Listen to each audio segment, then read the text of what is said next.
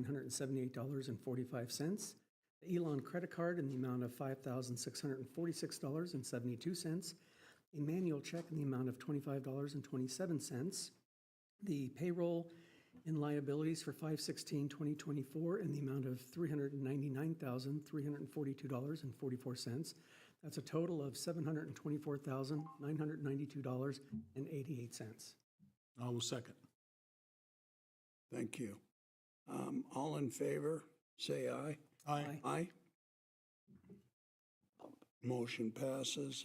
Is there anything additional that the committee needs to review or discuss? No, Your Honor. Mia? Kyle? No, Your Honor. We'll cover the fiscal health report in the regular meeting. Okay. Yesterday I met with a solid waste, and they were giving a prediction of closing Lander landfill, which affects our haulage from transfer station to Sandral. And I had told them that our tonnage had gone down. Mia, would you possibly pull last year's and year-to-date on tonnages for me sometime? Absolutely, Your Honor. You want to know the number of tonnage that we've disposed of then? Dollar amounts, just dollars versus, and then if you could look at, just a quick look at 13 and 14, what those averages were, so I can see the decrease. And they're,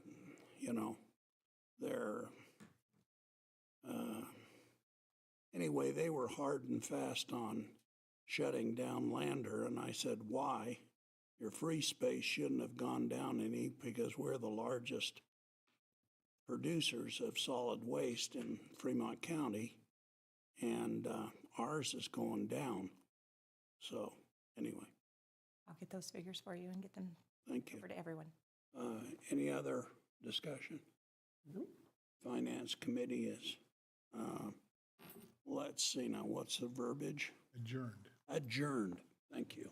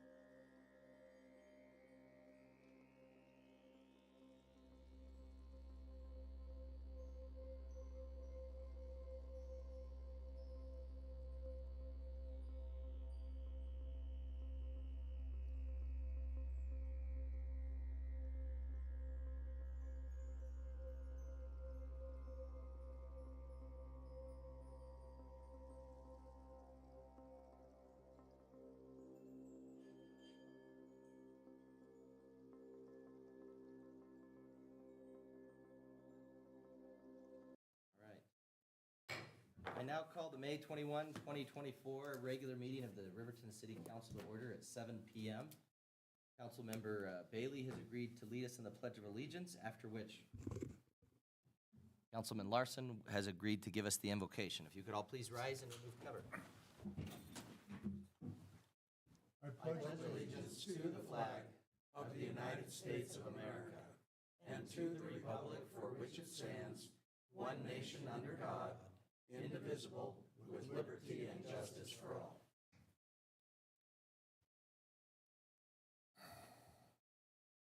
Our eternal Heavenly Father, we are thankful for the opportunity to meet as a city council for the service of Riverton, Wyoming.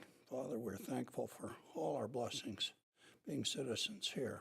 We would ask thy blessing upon our first responders, our police chiefs, our men in service, and especially our police officers that serve as sentinels and safekeepers of our safety in the city of Riverton. Please watch over and bless them. Father, we would also ask that thou would bless us with insight and understanding, that we might approve and do our job as to serve the citizens of Riverton. We ask you to bless us all. We say this, name thy Son, Jesus Christ. Amen. Amen.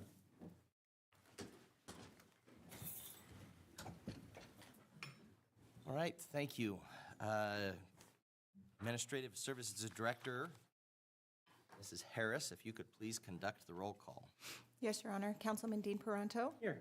Councilwoman Lindsay Cox. Here. Councilman Mike Bailey. Here. Councilwoman Carla Borders. Absent. Councilman Kyle Larson. Here. Councilwoman Christy Salisbury. Absent. And Mayor Tim Hancock. I am present. I'd entertain a motion to excuse Councilwoman Borders and Councilwoman Salisbury from tonight's meeting. So moved. Second. Motion by Councilman Larson, second by Councilman Bailey. Any discussion? All in favor, say aye. Aye. Vote aye. Any opposed, say nay. Motion passes. I do declare we have a quorum. I'd entertain a motion for the approval of the agenda as presented. So moved. Second. Councilman Peranto with the motion, Councilwoman Cox with the second. Any discussion, amendments, additions, subtractions? I guess deletions is the word, not subtractions, multiplications. All in favor, say aye. Aye. I vote aye. Any opposed, say nay. Motion passes. National Treatment Court Month proclamation. I have a proclamation declaring National Treatment Court Month as May 2024. For those who are not familiar with the treatment courts, we have a juvenile treatment court and adult treatment court here in Fremont County. They function as an opportunity for pretty much the juxtaposition of treatment and the justice system, and they provide an excellent opportunity for the individuals who are involved to be able to maintain sobriety.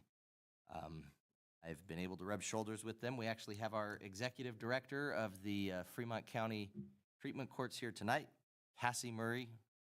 Her name is spelled Cassie, and when I think of how it's spelled, I say Cassie, but it's Casey.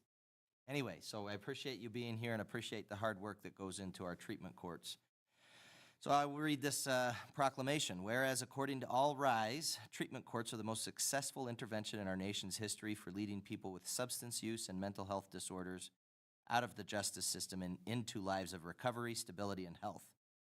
And whereas substance abuse is a major societal problem, and whereas the treatment court programs combine intensive judicial supervision, mandatory substance abuse treatment, drug testing, and escalating sanctions and incentives in order to break the cycle of drug addiction and its associated crimes. And whereas, according to all RAJES, treatment courts significantly improve substance use disorder treatment outcomes, substantially reduce addiction and related crime, and do so at less expense than any other justice strategy. And whereas treatment courts improve education, employment, housing, and financial stability, promote family reunification, reduce foster care placements, and whereas treatment courts facilitate countywide partnerships bringing together public safety and public health, and whereas Fremont County, Wyoming, has both a juvenile and adult drug court that serves the citizens of the county, and whereas treatment courts demonstrate that when one person rises, we all rise. Now therefore, the Mayor and City Council of Riverton hereby proclaim the month of May 2024 as National Treatment Court Month. I urge citizens to recognize the practitioners and participants who make the drug court work and the significant contributions that drug courts have made and continue to make in reducing drug use and crime. Sign that now. Thank you for attending, and I would encourage folks that aren't familiar with the treatment courts, get familiar with them. And I don't mean go and commit crimes so that you have to become someone who's a part of the treatment court. But they do kind of, they serve in the background. A lot of people don't necessarily know that they exist, but they really make a big difference in a lot of lives. I was invited as a prosecutor to a graduation for one of our treatment court graduates, and I would number that amongst some of my best memories that I've had as a prosecutor, seeing somebody succeed.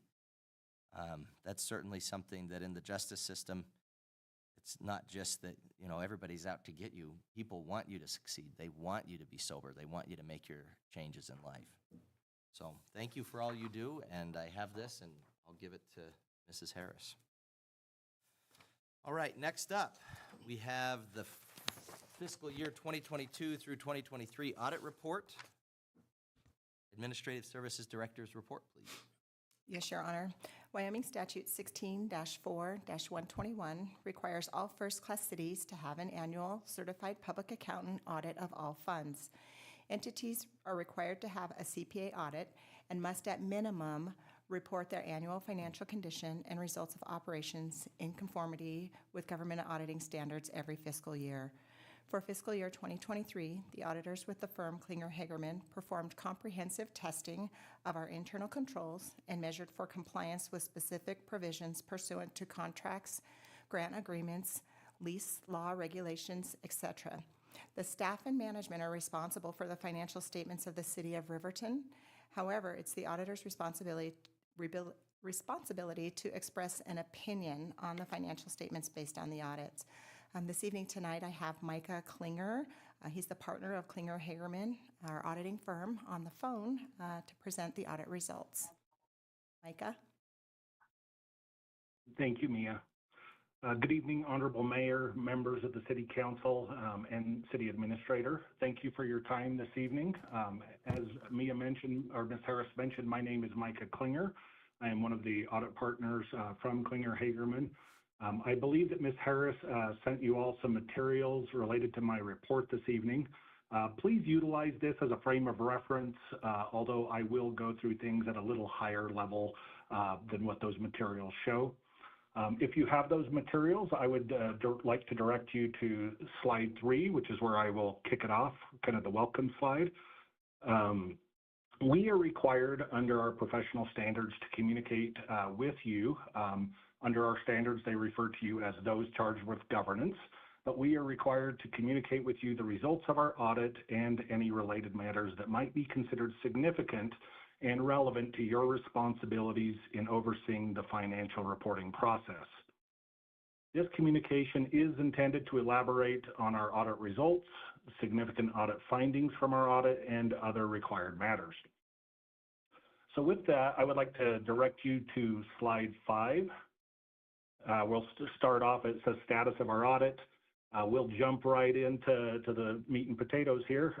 First, in regards to performing your audit, it was performed in accordance with 2 different sets of auditing standards. First, auditing standards generally accepted in the United States of America, in addition to government auditing standards where you are a municipality. Next, the scope of work that was performed was substantially the same as was described to you by my partner, Abby Hagerman, back last fall when she spoke with you. Now moving into the results, as you can see at the bottom of that slide, we have issued an unmodified opinion on the financial statements, or a clean opinion, which is what you want. And that really, it kind of speaks to the hard work of your team that you have in place in financial services to make sure that everything is in order for it to be audited and to be materially correct. Moving to slide 6, there's a lot of words here, so I'll try to summarize it. Your financial statements also include certain items or information that are required under government accounting standards. This information is known as required supplementary information. This is kind of that first paragraph. Required supplementary information is also known as RSI, and it supplements the basic financial statements. One thing that we are required to communicate or report to you is that we do not audit the RSI and do not express an opinion or provide any assurance on it. However, we do and did perform certain limited procedures over it, including performing inquiries of management regarding the methods of preparing the information, in addition to comparing the information for consistency with management's responses to our inquiries, consistency with the basic financial statements, and other knowledge that we obtained during our audit.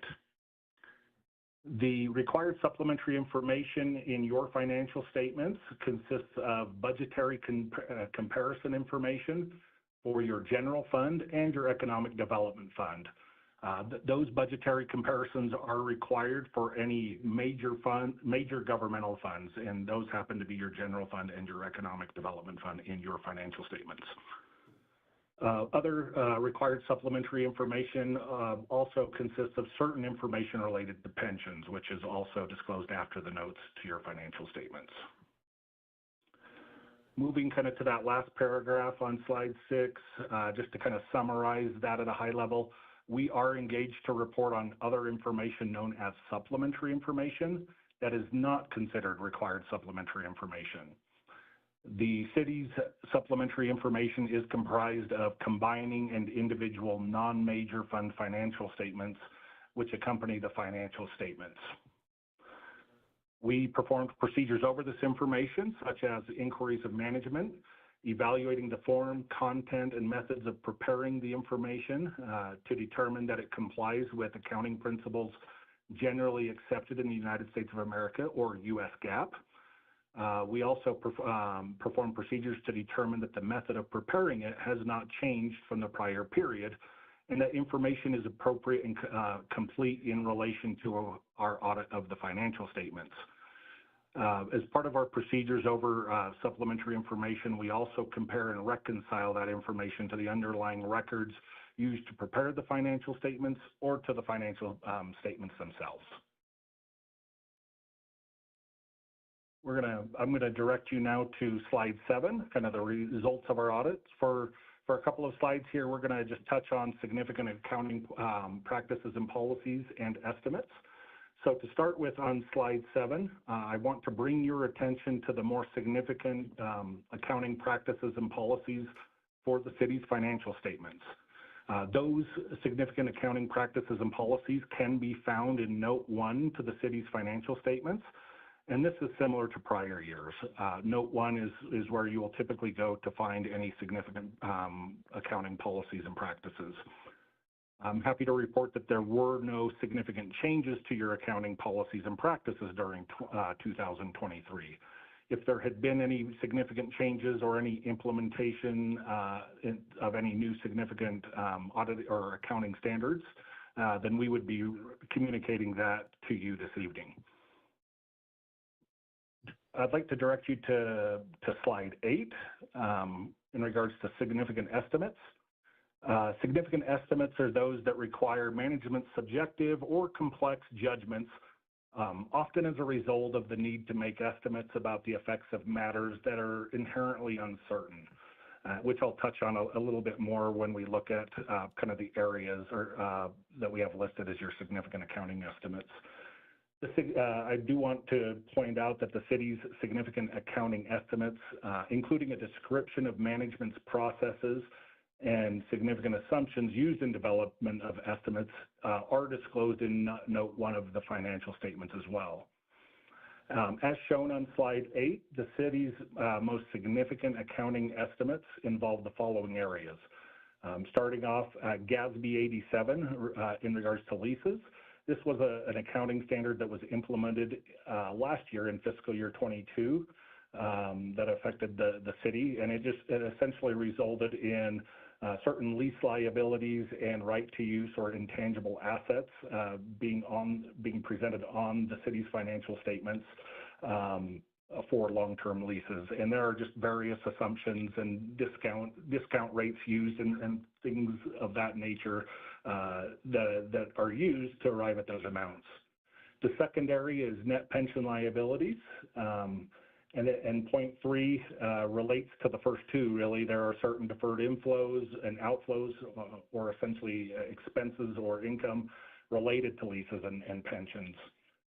There are also allowances related to receivables, which is usually a significant estimate, in addition to estimated useful lives of capital assets. And with this one, I just want to give kind of an example of what we really mean by estimates. So, for example, let's say that the city of Riverton had acquired a building for $4 million and decided, hey, we think this has a useful life of 40 years, which would be acceptable under the accounting standards. And based off our history, we're going to depreciate that $4 million building over 40 years. That's an estimate because the estimated life is 40 years, but in reality, it could be less than 40 years or more than 40 years. Management did not make any significant changes to the processes or significant assumptions used to develop the city's significant accounting estimates in 2023. If the city had, we would be required to communicate that to you this evening. Moving on to the next slide, slide 9, we'll hit this just really quickly.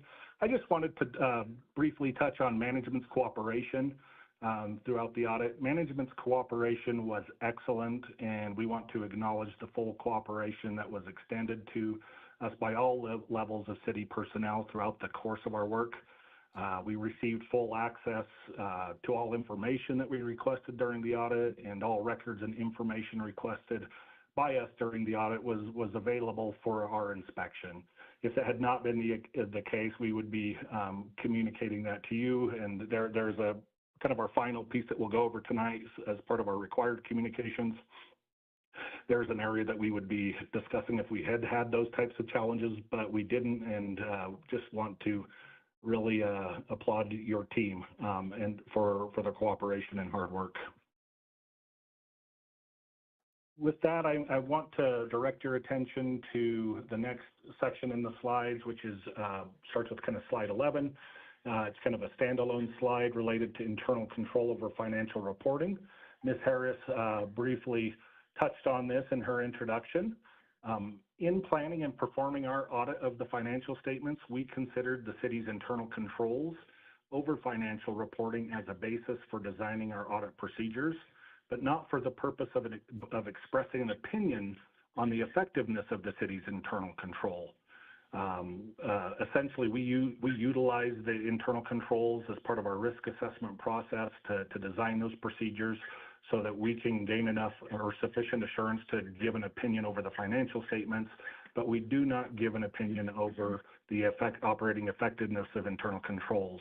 That is something that you see with like your public companies, you know, that are listed on the stock exchange. Public companies, the auditors do provide opinions over internal controls. That is not the case for audits of governments or for non-public entities. Our consideration of internal control was not designed to identify all deficiencies in internal control that might be significant deficiencies or material weaknesses. However, material weaknesses or significant deficiencies may exist that were not identified. With that, I just want to draw your attention to the little table that's on this slide if you happen to have the materials in front of you. It gives just a good snapshot of the different categories of control deficiencies that could potentially exist, along with their corresponding definitions. And it starts at kind of the less severe to the more severe. If we had encountered or determined that there were any material weaknesses or significant deficiencies over financial reporting that came about as part of our audit procedures, we would be required to communicate that to you this evening. And we're very happy to report that we did not identify any deficiencies in internal control that we considered to be material weaknesses or significant deficiencies. With that, I just want to once again kind of direct or just put a little plug in, I should say, for the finance team, because when there's a lot of change in cities, or there's a lot of turnover, or there's just a lot going on, it's very easy for those types of deficiencies to pop up. And it really is a testament to the hard work and the strong internal control environment that you as council and that management have, that they really do focus and care about the internal controls that are in place. With that, I am going to move into kind of the single audit. If I can direct you to slide 13. In regard to performing the single audit, which is required when the city extends more than $750,000 in federal expenditures in a year, it was performed in accordance with government auditing standards, in addition to Title II U.S. Code Federal Regulations Part 200. I'll leave it at that. It's a mouthful, but it's also known as the Uniform Guidance. In planning and performing our audit of the Schedule of Expenditures of Federal Awards, or also known as the CFA, we do consider the city's internal control over compliance with requirements that could have a direct and material effect on the city's major federal programs to determine our audit procedures, but not for the purpose of expressing an opinion on the effectiveness of internal controls over compliance. So similar to what I had just mentioned on that last slide related to the financial statements. I'm happy to report that we issued an unmodified opinion, or a clean opinion, on the CFA in relation to the basic financial statements as a whole. Just to give a kind of some high points of the single audit for fiscal year 23 for the city of Riverton. The city expended just over $3.5 million in federal expenditures during fiscal year 2023. And as part of our single audit, we audited the Coronavirus State and Local Recovery Funds program as a major federal program. That program had approximately $1.87 million in federal expenditures during the year, and we tested the compliance and internal controls with respect to that program and noted no issues. Now, if I could direct your attention to slide 15, the passenger facility charge audit, where the city also owns and operates the Riverton Airport. We also performed a passenger facility charge audit.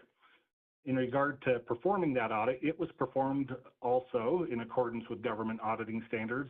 In addition to this, and this is kind of a mouthful, so I apologize, the Passenger Facility Charge Audit Guide for Public Agencies issued by the Federal Aviation Administration. I'll refer to it as the guide for the rest of our discussion.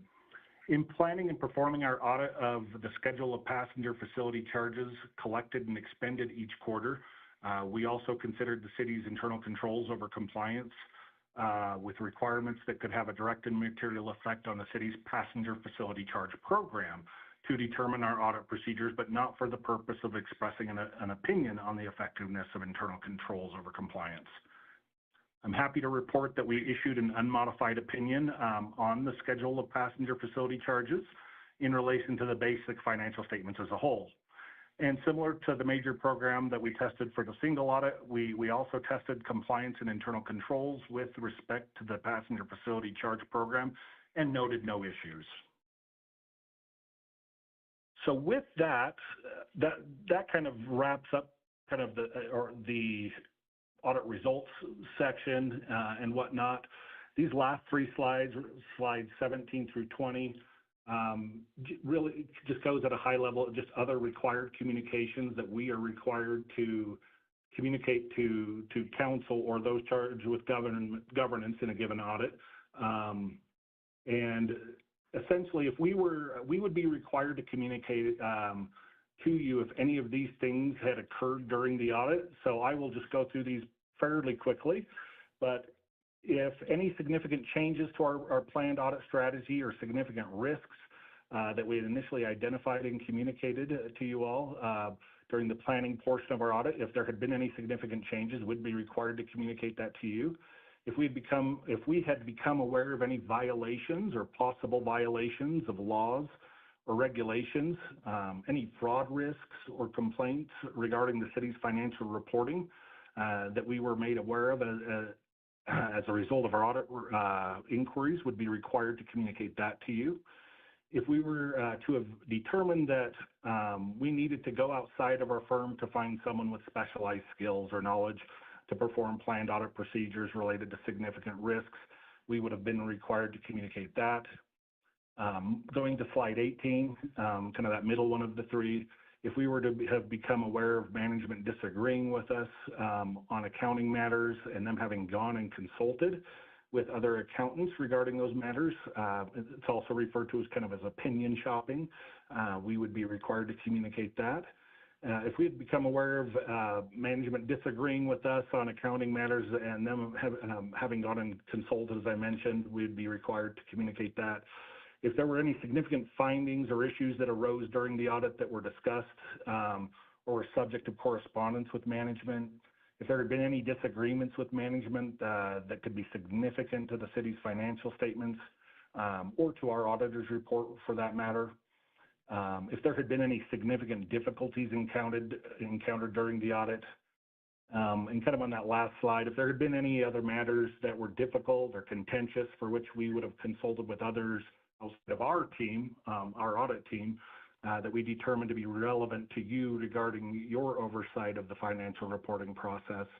And lastly, if there had been any matters that we considered significant to the oversight of the city's financial reporting process that had not previously been communicated. If any of those things had occurred, we would have been required to communicate that to you. We are happy to report and communicate that there were no such things that occurred during our audit.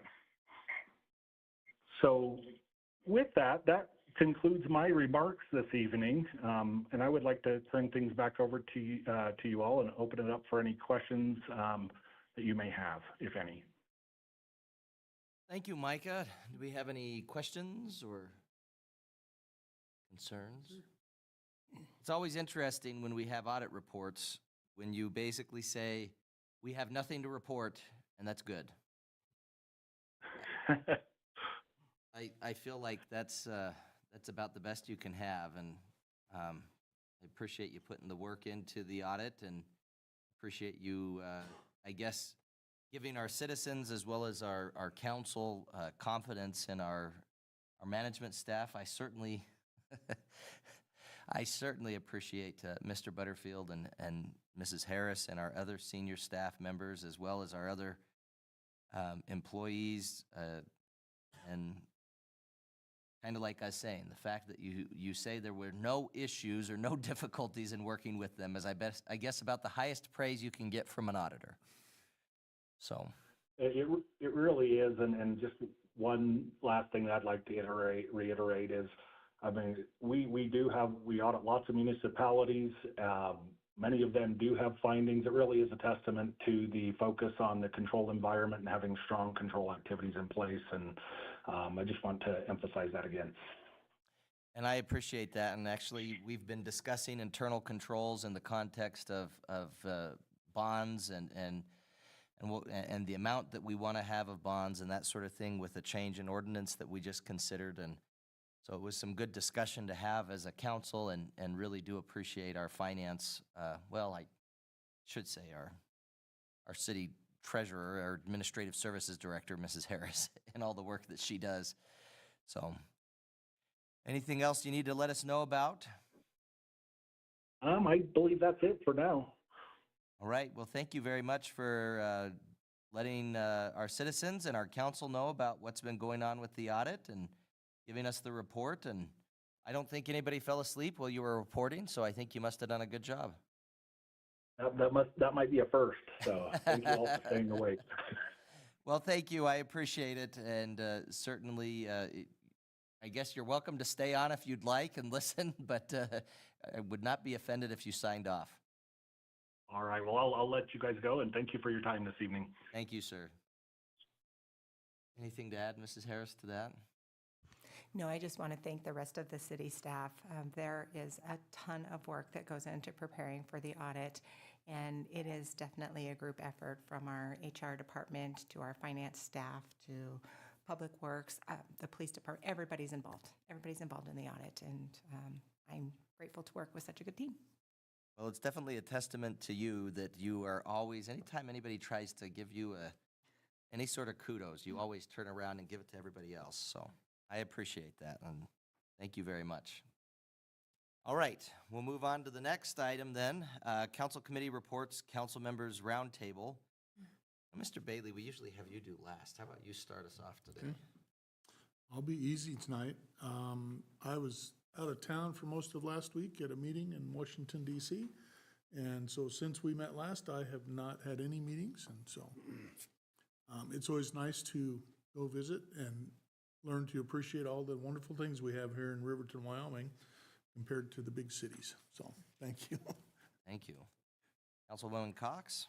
I am the same, Your Honor. I haven't attended any meetings since our last meeting, so I don't have anything to report. And did we ever get a final date for our next EDGE meeting? When was that going to be? It will be this Thursday evening at 6 o'clock here at City Hall. We will likely be meeting in the bullpen. Okay. You going to be able to attend that this week? I don't think so. Okay. I think I should be able to. It's the mad dash that we call May at the end of the year, so it's a lot of activities in the evenings. Yeah, I get it. All right, thank you, Councilwoman Cox. Councilman Paranto. Well, I'll make up for these two and These two. these two. The last Friday, on the 17th of May, the airport board met, and it was, the meeting was actually held up at the Rise and Shine Cafe. Thank you. I was thinking Sunrise. That's not right. Up at the airport terminal. It was really great. There was a great turnout at the airport board, and of course we had patrons all around. So it made hearing a little bit more challenging, but it was great to see the people there enjoying breakfast, and they provided cinnamon rolls and coffee. So you really missed it, Mike. Yeah. But at that meeting, we heard an update that the FAA annual inspection went very well, and I'm sure we'll hear more about that in a few minutes. They discussed a $41,000 grant opportunity to put cameras and so forth up at the airport. And apparently we have the tri-annual full-scale exercise. That's a FAA requirement. That's basically where they simulate a disaster of some sort to test the response of the various agencies. And I think you guys are looking for people to participate potentially, right? Is that correct, Brian? That's correct.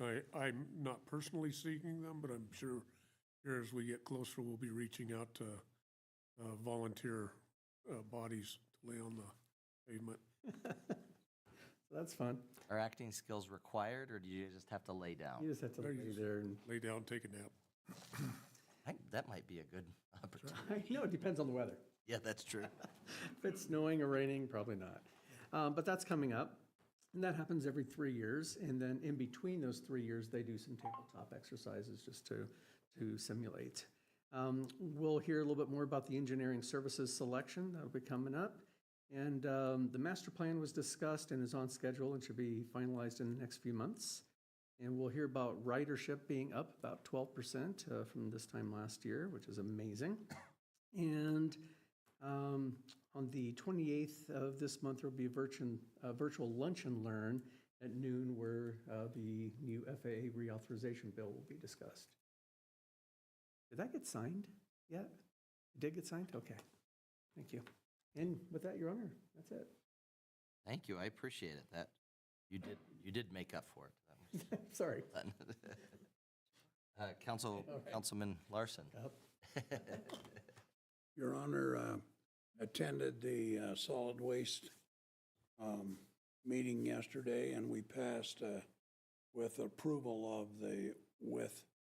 of approval by the county commission a budget of roughly $6 million for solid waste. We received the Du Bois transfer station is complete. Lander is 50%, and they're working on Sandral with a foundation put down. They're projecting 2030 foreclosure of Lander, and then we start transferring our waste directly from Riverton to Sandral.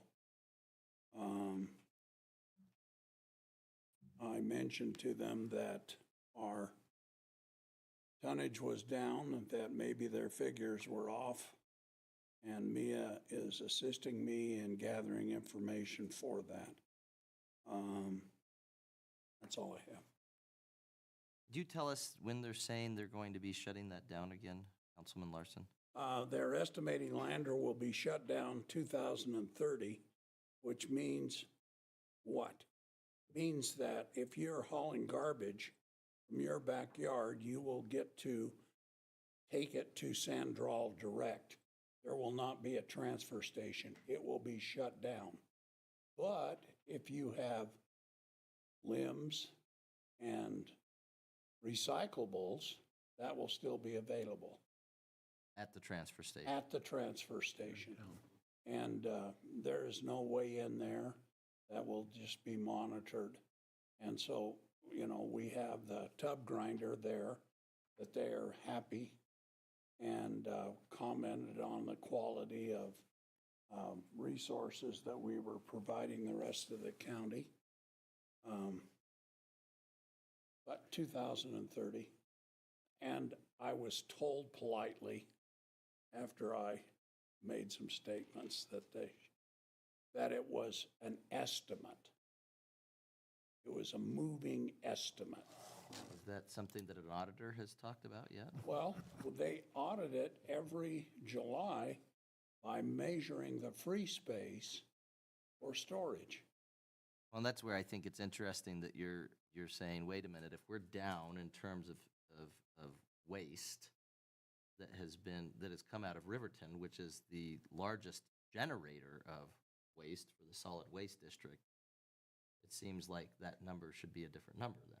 That is correct, and that's what I keep on reminding them, and they keep on backpedaling and reminding me that it was supposed to close this year, and I reminded them that there was a 2016 election at which time the DEQ immediately changed horses and direction and gave us 2038 as closure date. So somewhere between there is a real answer. Somewhere between now and 2038. Yeah. Might be 2030. Yeah. All right, well, I appreciate your work on that board, and I appreciate that you actually serve on the board. Yeah, I do. It gives us a good perspective, and Well, I get to, unfortunately, most of my comments should be audited, but they're not. we're going to have a lot of talk about auditing tonight, I think. Yeah. Mr. Butterfield. To continue the theme of auditing, I just want to echo everybody's compliments of Ms. Harris and want to thank her for her work. We have a very dedicated finance team, and Ms. Harris has been here for a while overseeing our finances, and there's a reason why we received the report we do, and it's a lot due to our leadership. So I just echo that and thank her for her efforts. Tomorrow at 9 a.m., there will be a Special Olympics torch run, and that will be with law enforcement and members of the community, and we definitely want to invite people to support that. It will begin on Main Street at First in Main, and again, that will be 9 o'clock tomorrow. We want to remind folks that the candidate filing period is currently open, and that will close at the end of this month, May 31st, and there will be vacancies in wards 1, 2, and 3 for the city of Riverton. Staff attended a public forum last week with Rocky Mountain Power to discuss the advertised rate adjustment that they're currently exploring. In brief, this energy commodity adjustment is in addition to the general rate case adjustment that was approved last year, or earlier into this year, excuse me. That was an 8.3 general rate increase. What is currently proposed for the commodity increase is 12.3%. However, that increase does raise to about 16% as Rocky Mountain Power is working with the Energy Commission to remove or to time out a ratepayer credit that has been in place, and that's about a 4% credit that will be expiring soon. So staff attended the meeting, spoke with several representatives and officials with Rocky Mountain Power. Obviously, this will impact the residents of Riverton, businesses of Riverton, but it will also impact the city of Riverton. And Ms. Harris and I will be working together on increasing some of our budget estimates in our proposed fiscal year 25 budget when it comes to our electricity line items, specifically at our high energy consuming locations like the treatment plants. I had an interesting opportunity today to hear a proposal from one of our troops with the Girl Scouts. And man, I tell you, there are just so many good things going on in Riverton. And you have these young girls as part of their troop looking for ways to serve our community. And they've decided that they need to make some improvements at the dog park. So they're looking at adding a few different agility items for the local dog park. And this troop is spearheading the initiative. They're going to look for some other volunteer opportunities with service clubs, but that was really exciting for me to hear. And we definitely encourage them, and we'll work with them as those improvements are made over this summer and as they move forward. Interviews were performed today for the vacant CSO position. As a reminder, we have 2 CSO positions. One has been filled, but there were very successful interviews performed today, and we hope to extend an offer from those interviews, but we do need to work through the background and screening process before offers are extended. We are sad to communicate that our administrative assistant, Liz Coomer, has found another opportunity and is moving elsewhere. And also sad to report that Jeff Gillette, one of our airport operators, has also found another opportunity. Both of these employees have been wonderful employees for the city of Riverton, and while they are not here, I think it's worth publicly thanking them for their dedication and service to the city. And shoot, while I wish them well, I hope their experiences are so terrible that they decide to come back to the city and pick right back up where they left off, because both of those employees were very dedicated and valuable to our organization. It's already been mentioned. First time, I guess I would note. Excuse me? It wouldn't be the first time somebody has left and then come back. Well, let's hope. But all joking aside, again, we wish them the best in their new opportunities and thank them for their service. It already was noted that the EDGE committee meeting was moved from last week to this week, and we want to thank the EDGE committee for doing that, because the reason behind that change was a very important graduation that occurred. And it just so happened that there was a young Butterfield, a young Hurtado, someone that was tied to Miss Harris's family, someone that was tied to 2 of our finance clerks that were able to graduate and make that important step in getting through kindergarten. We appreciated the opportunity to celebrate our children as they graduated kindergarten. With that, Your Honor, I don't have anything else. Thank you. All right.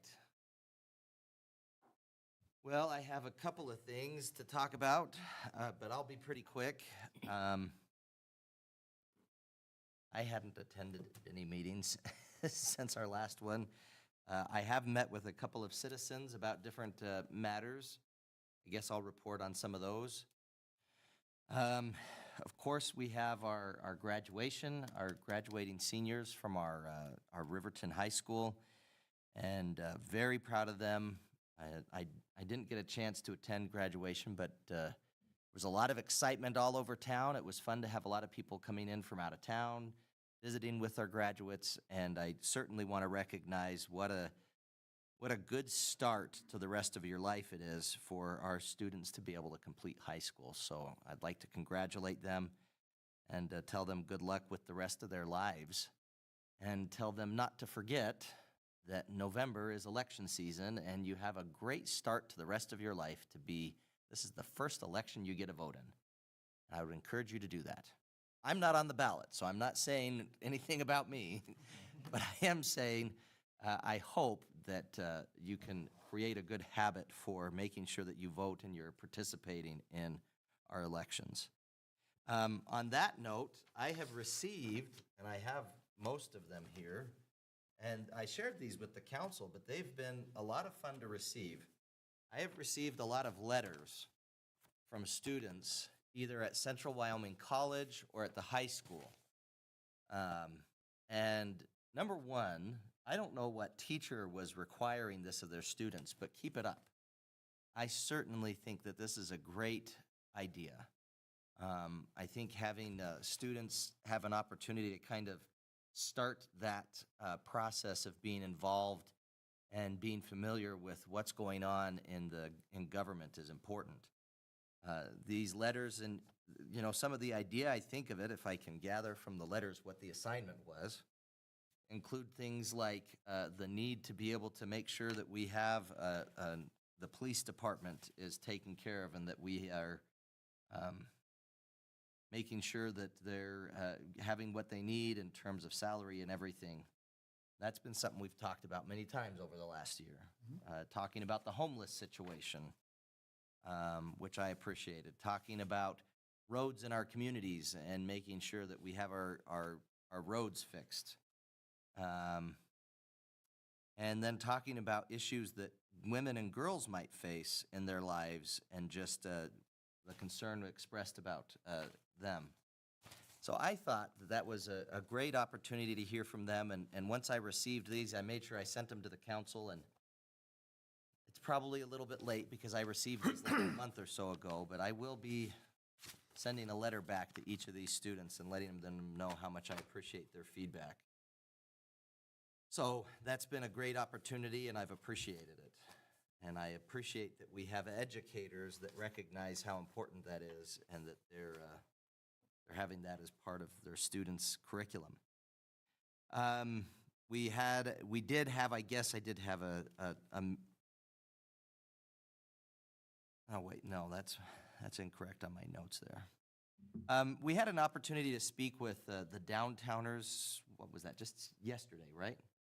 And they are wanting to find some different ways that we can create some combined efforts between the city and the downtowners in terms of some beautification and being able to improve our parking lot that is behind the Acme Theater. And so there was some good discussion there, and I guess don't be surprised if you see a lot more activity there in terms of trying to have that be more welcoming, usable, and I really appreciated their willingness to have some combined efforts in that regards. And I'd encourage you that if that's something you care about, reach out. We'll have some conversations about it. Also, I have FCAG this week, so can't report on that, but it's coming up. We've had a lot of work from our Parks Department in terms of getting the parks ready and able to be used. I've seen the crews out and hard at work. We've had some Durapatching going on. I would note part of what was shared by one of the letters, for example, was they're saying it doesn't work just to put gravel into holes. And I want to say, yes, I know. We do that when we don't have hot asphalt. When we have hot asphalt, we'll put it there. That's the whole purpose. So we'll make sure we put that in the letter, but I would note we are limited if we don't have hot asphalt available. So when we have it, which we do, then that's what we'll use is the Durapatcher. Also would note, I guess on the note of the improvements at the dog park, we had at our Arbor Day recognition and everything, we planted a tree over at the dog park there, and they have a plan to put a lot more trees there. Right now, it's a bit of a field, and I think making it more interesting in a way that dogs can kind of send and leave messages for each other. We'll have trees there. I have dogs, if you can't tell. Yeah. And so we intend to have trees there and available, providing some shade. I think it's a great idea to have some things to be able to have the dogs have some agility opportunities there as well. So I think that's great. And I would encourage folks, please use that space. The Riverwalk is a great area to go. I feel like we don't have near enough activities that are making use of that, that like amphitheater that we have out there, or the gazebo, or the fire pit. And I just would encourage folks, use it. If you haven't been out there, pretty easy to find. Just follow the signs to the dog park and you can get there, and it's a lot of fun. So we actually went out there in the wintertime with the kids and threw them in the large piles of snow, which was fun for me, maybe not for the kids. Actually, they asked for it, so, and literally did ask for it. I guess other than that, I don't have anything else to report on. I would encourage folks, if you're interested in serving on the council, please let us know. As in, go in, speak to Ms. Harris. There's a small amount of money that has to be paid to be able to it's not register. File. Thank you. Sometimes words don't come very easily. I'm not saying that I'm encouraging you to take any of the positions of any of the council members here or anything. I'm certainly not trying to say that this reflects poorly on them. I think we have a really good council that has some wonderful members on it. But there's no experience required. You just have to be a qualified elector, which means you have to be over the age of 18 and you have to be somebody who lives in city limits. So if that's something that you're interested in, that possibility of serving your community, please, all you have to do is come here to City Hall, ask to speak to our Administrative Services Director, who's also our city clerk, and you can get the paperwork and you can get filed pretty easily. So it's a great opportunity to serve the community, and I'm always surprised when we don't have a lot of people that file. It's always interesting to me, because I see so many other ways that our community members like to serve. And I don't know if it's just that they feel like it's intimidating or what it is, but anyway, off of my soapbox for that. All right, next up, communication from the floor, citizens' comments. Anyone in the audience wishing to address the council on an item that is already scheduled for a public hearing will be given an opportunity to speak during that public hearing. If you'd like to speak to something that's not already set or on the agenda, feel free to come up. You can speak to us, tell us your name, tell us if you're with an organization, what organization you're with. I would encourage you to keep to some rules of decorum. Number one would be to address all comments and questions to me. That sounds a little bit funny, like maybe I think I need to be the center of attention, but that's something that harkens back to parliamentary procedure, so we don't have a lot of crosstalk. Refrain from using individual names. I'd ask you to stay directed to the issue under consideration, and refrain from making comments of a personal nature that reflect upon the character or conduct of a committee member or another speaker. So that's what I'd ask you to keep to, but if you'd like to speak, you can come up now. I'd ask you to keep your comments to 5 minutes for individual, 10 minutes for a group, and split it up between the members of your organization, however you'd like for those 10 minutes. So is there anyone who wants to speak? Yes.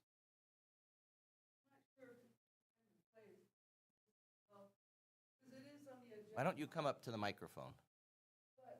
If it's something that's on the agenda, we can give you an opportunity to speak while that's being discussed, if you'd like. Because I did find some solutions that I wanted to show you guys. Okay, well, we can talk about it during that agenda item. Were you wanting to speak during the insect abatement item? Yeah. Okay, yes, we'll make sure you have some time.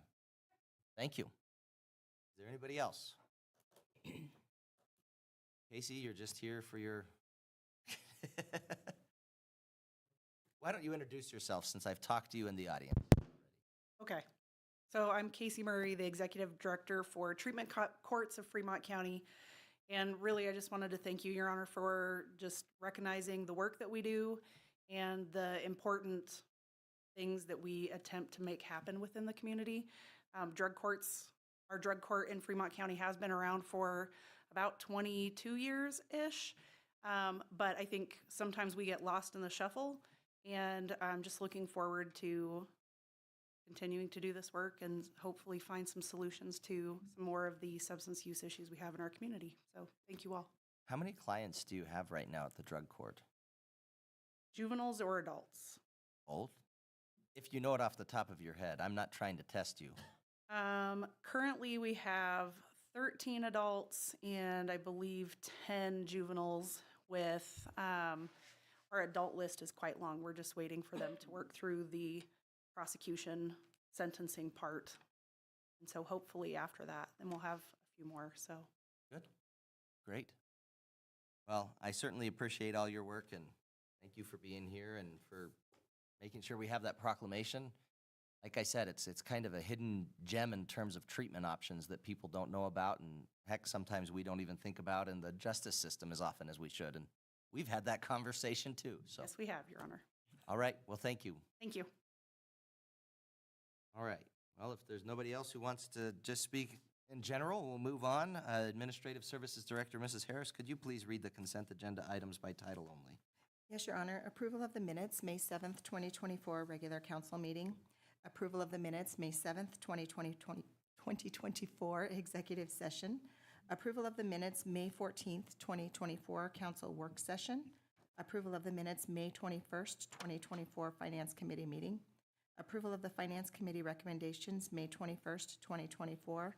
Approval of the municipal court report for the month of March and April 2024. Replat Riverview Terrace subdivision, Block 3, Lot 13 of 14, and replat Pheasants Addition, Lot 1A, Block 1. Are there any items requiring further discussion? Your Honor, the Finance Committee met this earlier to this meeting, and the amount requested to be paid of $319,978.45, credit cards of $5,646.72, manual checks in the amount of $25.27, payroll and liabilities through May 16th in the amount of $399,342.44 for a total of $724,992.88. Thank you. Entertain a motion to approve the consent agenda as presented. Moved. Second. Councilman Peranto with the motion, Councilman Bailey with the second. Any discussion or amendments? Yes, sir. Your Honor, I'll abstain from the Bailey Enterprises line items in the Finance Committee report. Thank you. And Your Honor, I'll abstain from any traveling computers and WYOMING line items. Thank you. All right, any other discussion, amendments? All in favor, say aye. Aye. I vote aye. Any opposed, say nay. Motion passes. Citizen Board appointment, Wind River Visitors Council. City Administrators report, please. Thank you, Your Honor. A vacancy recently occurred for one of the Riverton appointed positions on the Wind River Visitor Council. At the direction of you, Your Honor, staff advertised the vacancy and solicited letters of interest from community members that wanted to be on the Visitors Council. In your packet are those letters of interest that were received. After reviewing the letters, the mayor would like to appoint Bryce House to fill the current vacant position and the balance of the term of the vacant position. And at this time, the city council has opportunity to confirm the mayor's appointment of Bryce House to serve on the Visitors Council. Thank you. Chair would entertain a motion to approve the mayoral appointment of Bryce House to serve on the Wind River Visitors Council. So moved. Second. Motion by Councilman Bailey, second by Councilwoman Cox. Any discussion?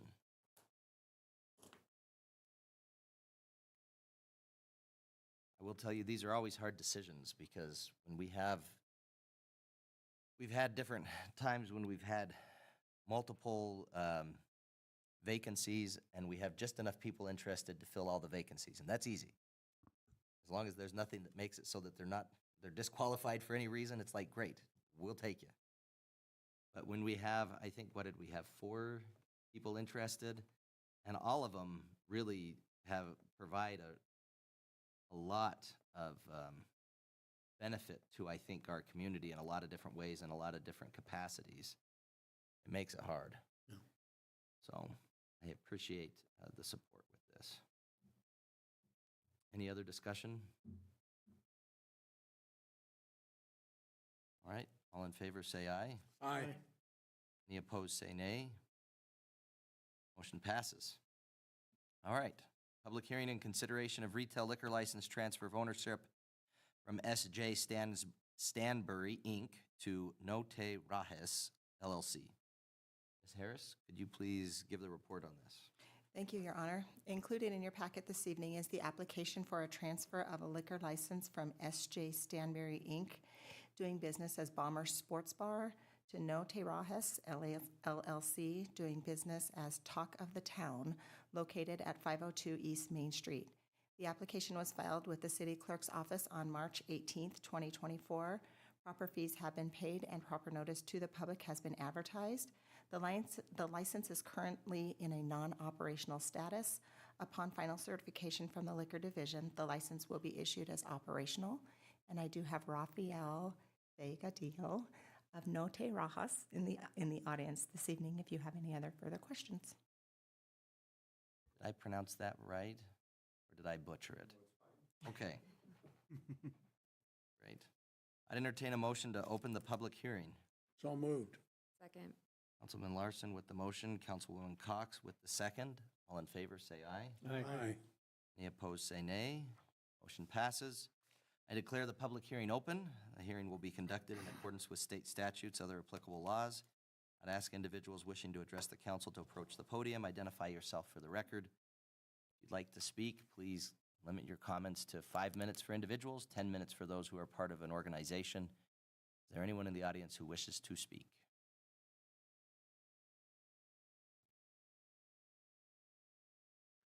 Seeing none, Your Honor, I would move we close the public hearing. Second. All right, Councilman Bailey with the motion, second by Councilwoman Cox. All in favor, say aye. Aye. Any opposed, say nay. I vote aye. Motion passes. I declare the public hearing closed. Chair would entertain a motion to approve the transfer of ownership of a retail liquor license from S.J. Stanbury, Inc. to Note Rajes. So moved. Second. All right, motion by Councilwoman Cox, second by Councilman Bailey. Discussion. Excited to see somebody go in there. We just talked about that building the other day. Somebody was saying, nothing is there. And we said, well, depending on how things go at this meeting, there might be somebody there. So. All right. All in favor, say aye. Aye. Any opposed, say nay. I vote aye. Motion passes. Thank you. All right, insect abatement discussion. Mr. Eggleston. Thank you, Your Honor. I'll defer to our Operations Division Manager, Dan Adcock. He is the expert. The expert. Does that mean you've been bitten by more mosquitoes than anybody else, or?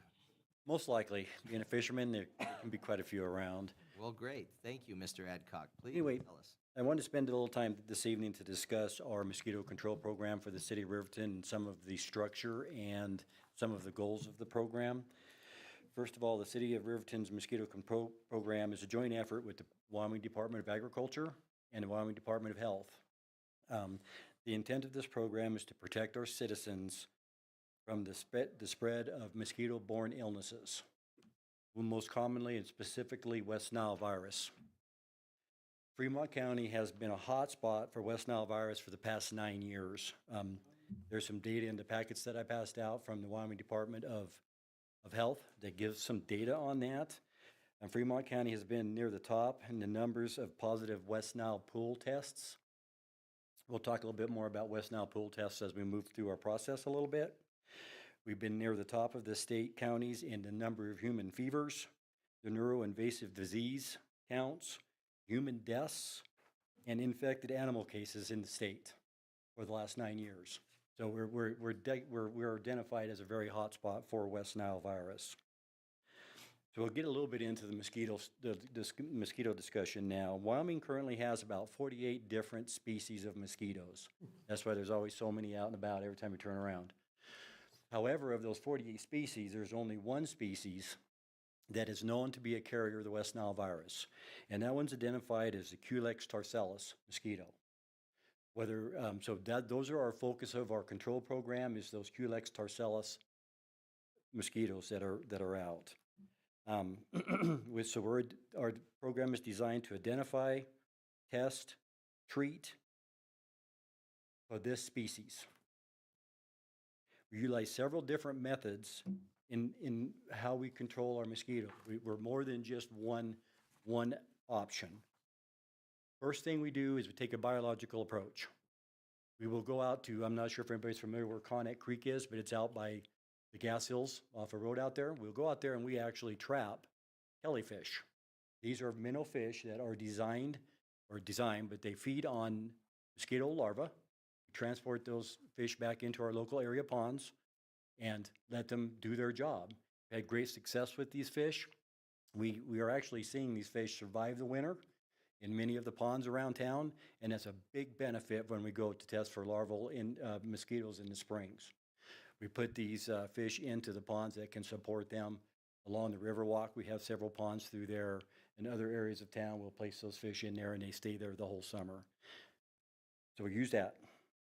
The second option that we use is called physical. This is probably the most important because mosquitoes breed in standing water. Anywhere there's standing water, mosquitoes are going to breed, whether that's in the gutter of your house that's not properly draining, whether you have an old tire in the backyard that has water inside the tire, those are breeding spots. So we make a focused attempt to go around into our fields and we cut the grass, we cut the weeds, we clean out the garbage. We attempt to limit the amount of area these mosquitoes have to breed. And it's a community event. The more we can engage the community in controlling standing water areas in their properties and in their area, the better impact we'll have on the number of mosquitoes that we have. We utilize community outreach programs. We like to get out and we like to talk to the people and say, we have a mosquito problem in this town. Here's how you can protect yourself from being bitten by mosquitoes. In that packet, there's a little one we sent out last year. Time of days you can come out, insect repellent that you can use, all of those sorts of things to protect yourself. Removing that standing water from your property is also a very, very big deal. We use a surveillance technique, and we do that in both the larval form and the adult form. So in the springtime, our weed and pest people, they'll go out and they dip the areas, local standing water areas, or ponding, wherever we can find water, and we'll count the number of larvae, mosquito larvae in those areas. And based on those numbers, we will treat that water with a chemical, a BTI chemical. It's usually a granular briquette that you put into the water, and it helps control the larval mosquitoes. We also do trapping, where we'll place mosquito traps for the adult mosquitoes throughout the community. These traps are placed in the evenings. They're a CO2 model. We put CO2 in the traps. It attracts the mosquitoes into the traps. We collect those mosquitoes. We count the number of mosquitoes. We separate the Culex tarcellus mosquito from all the other mosquitoes, and then test those mosquitoes for the presence of West Nile virus using the RAMP testing. If we get a positive test, that's considered a positive pool test for West Nile virus, and that's recorded with the state. That's where that state Department of Health information that I shared with you earlier, that's where it's gathered from all the counties and all the pool testing that we're doing. If we get a positive pool test, then we're going to increase our spray. We use a adulticide mosquito fogging material. Currently we're using biomist. Biphenon was used in the past a lot, which is the myothion.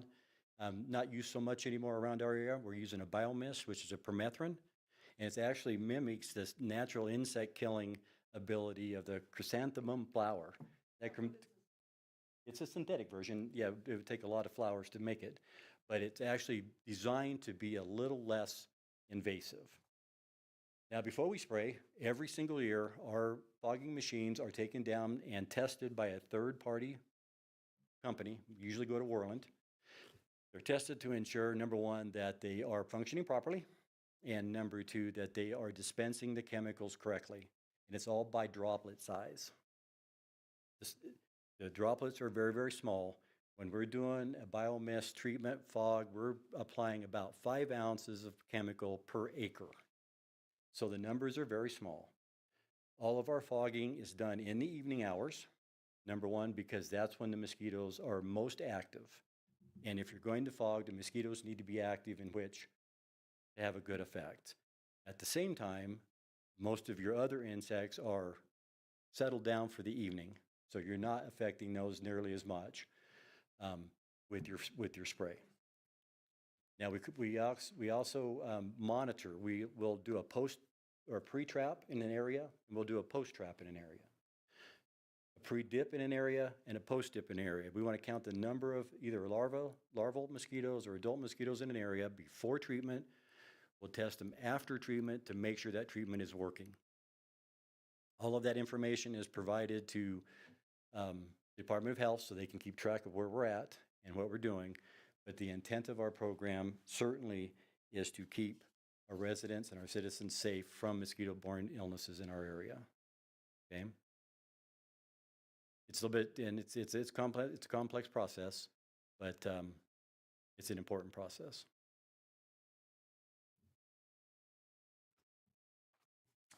All right, thank you. Yes, sir. Your Honor, I Yes, have one question. I notice on the chart here, it says mosquito pools tested, and there's a whole bunch of these counties that aren't testing. Correct, and that's been a concern across the state. So between the Department of Agriculture and the Department of Health this year, they have encountered a new process they're going to use. Testing for mosquitoes is very time-consuming and very expensive for especially smaller communities. The Wyoming Department of Health is actually going to do all the testing of mosquitoes this year. All the communities have to do is trap them, separate them, ship them to the health department. They'll do the testing. And they're actually taking that step so they can get a better cross-section of the number of tests in the state and the number of positive pool tests. We're very excited about that because it's going to be a big win in getting the number of tests up. You'll see that there's several counties that the numbers are pretty high here. For example, Albany County, 982 tests, Fremont County's 597 tests, and 372 tests, so on and so forth. Basically, the counties that had the highest number of West Nile virus cases or at least exposure, they're going to test more often. Some counties never had a problem with it, so they don't test as much. Right. But with this new progress or process with the state testing, we should see an increase across all counties. When I was looking at Laramie, for example, the printout doesn't have this, but I got on the Department of Health website where you got this from. And it was interesting to see Laramie had 912 mosquito pools tested, 193 were positive. Wow. In Laramie County, they treat different than us. A lot of times they'll do aerial treatments, both larval and adult mosquitoes, because of the number of mosquitoes that they have in their communities. So we really try to take action to control those numbers so that we're not spreading that virus, because it's not a good thing.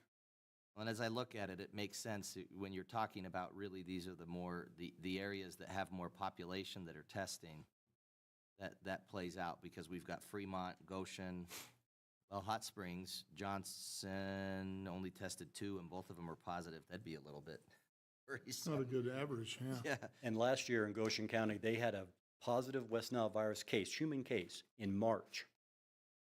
Wow, that's March. Because they're in houses, they're in these places, and they're there, and they need to be looked at and addressed. I had one in my van yesterday. A mosquito? Mm-hmm. Yeah. Remember, of I took of care. the 48 species, there can be a lot of mosquitoes out there, and you can get a lot of mosquito bites and not get West Nile virus. However, you get bit by the wrong mosquito, you can certainly get it, and that's that Culex tarcellus species that's out there. So I guess part of why we wanted to have this discussion is because we had some information that had been brought up by one of our citizens who's here tonight, and I appreciate you being here. I guess the biomist, and you had said that's the permethrin. That's permethrin, yes. Tell me more about, I guess, risk to humans, risk to pets, risk to other insects, beneficial insects in particular. Exactly.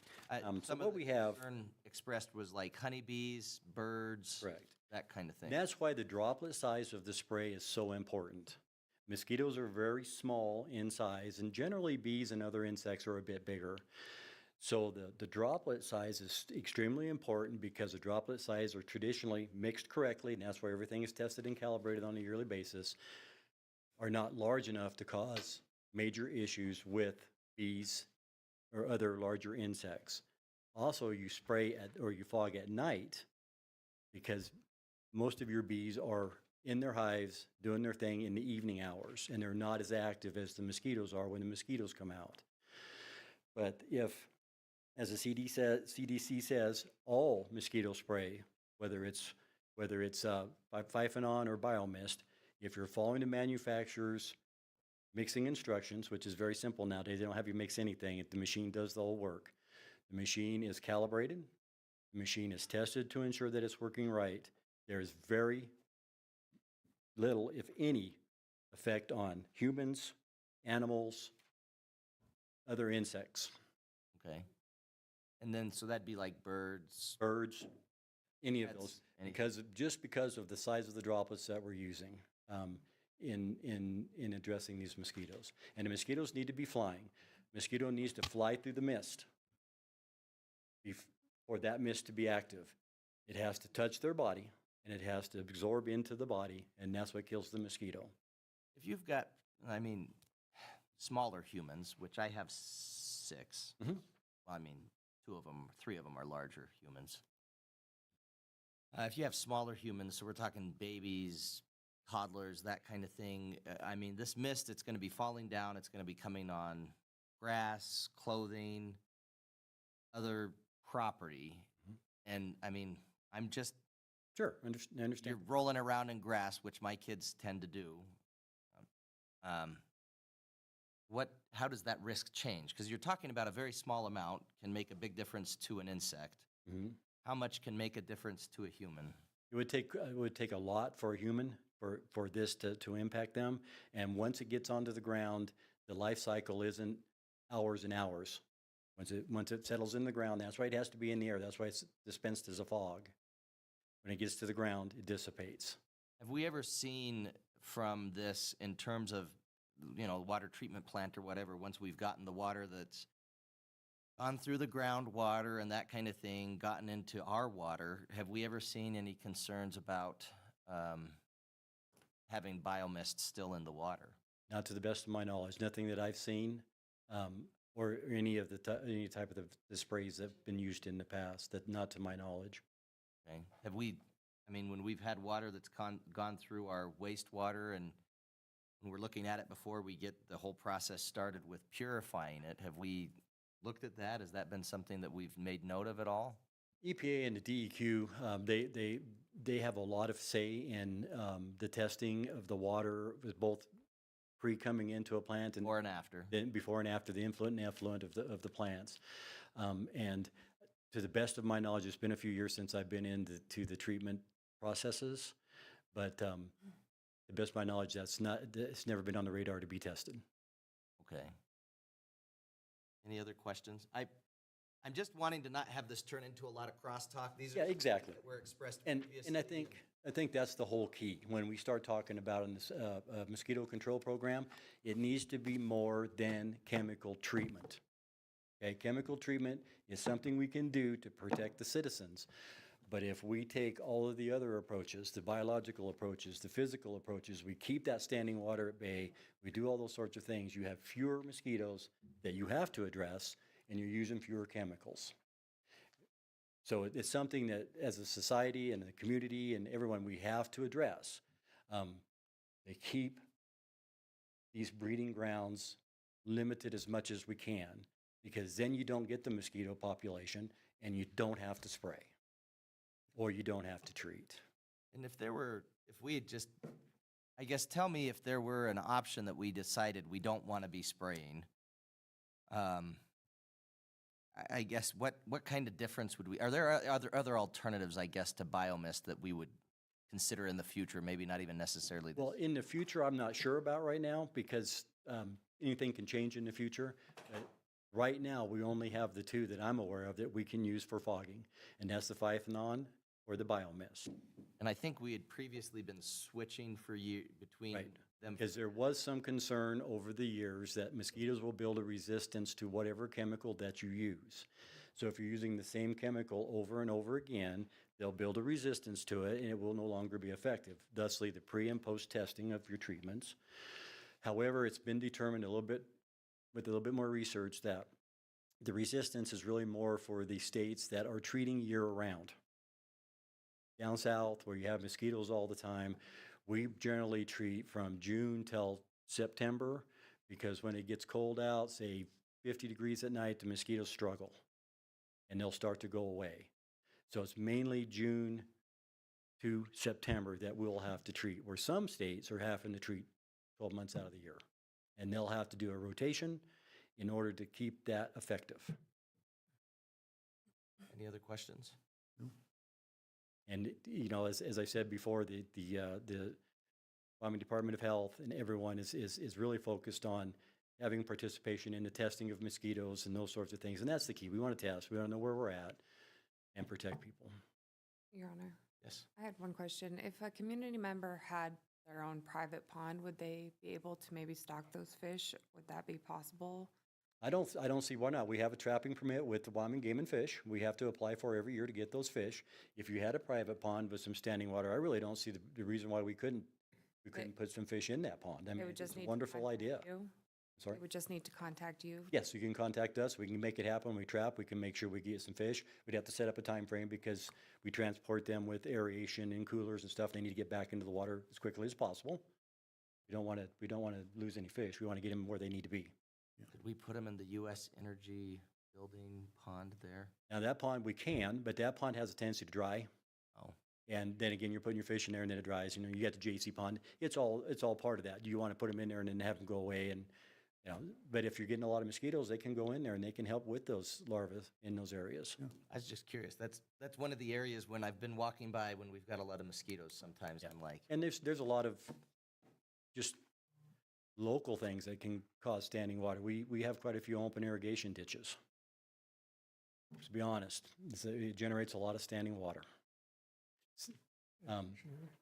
Things of that nature. I'm curious, oftentimes we put signs up in yards to start and stop spraying. Is that really effective?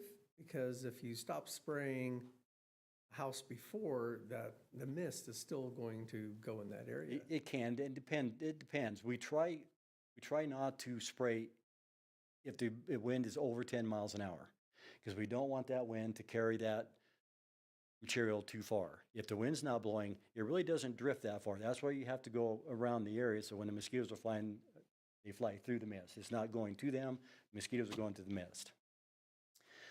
So they will work, and we do our best to honor no spray signs. Now, there are times people will make mistakes, it happens. But we track them, we put them out, we know where they're at, and we really try hard to do that. Now, if we get positive pool tests, if we get a positive pool test based on a trap, say we get it out north of town, we get a positive pool test, we are then dictated to double spray that area until the next testing comes up virus-free. And if we're double spraying that area, we're going to be a bit more aggressive because we have identified virus in that area, and we need to address that situation until it's done. Thank you. well, thank you for being willing. Hope that was to- clear enough, but yeah, so it's a multi-stage effect, and it's more than one thing that we need to do to control this, so. Well, thank you for coming in and speaking to us about it. That's helpful. Good to know what we have going on. And Okay. I guess, how many people do we have that have signs that they've picked up over I mean, that's a yearly thing where they have to pick up a no spray sign. Is that correct? Yes, absolutely, and you just contact Public Works and we'll get that done for you. I'm trying to remember, I think, if I'm not mistaken, don't quote me on this, don't hold this to me, but I'm thinking between 30 and 40 as a general rule, Okay. no spray signs. I know that I see them, let's see, I think in the ones that I see all the time, just my daily commute. Sweetwater Gardens, I think, typically has one Yep. in that property there. Mhm. And I see about 3 or 4 of them on a And they're located around. So, excuse me, the state of Wyoming also supplies a website that that tracks the location of beehives. And so we can look at that and we know where our hives in our local area are, so we can avoid those. So it's a concentrated effort to protect everything. And so it's something that a lot of people think about. So if somebody were to notify you that there is a beehive somewhere, you would say, okay, well, Yeah, we're going to stay away. We can put a no spray sign. We'll stay away. Best we can. makes sense. Oh, I'm sorry. You do this a lot when you want to say something. Sorry. No, you're fine. Ready? Thank you, Mr. Thank you. Adcock. If you wanted to speak now, you're very welcome to.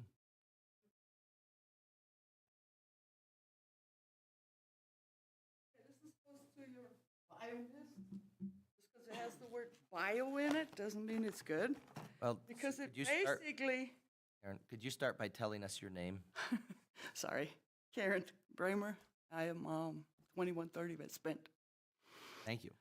I'm just kind of irritated.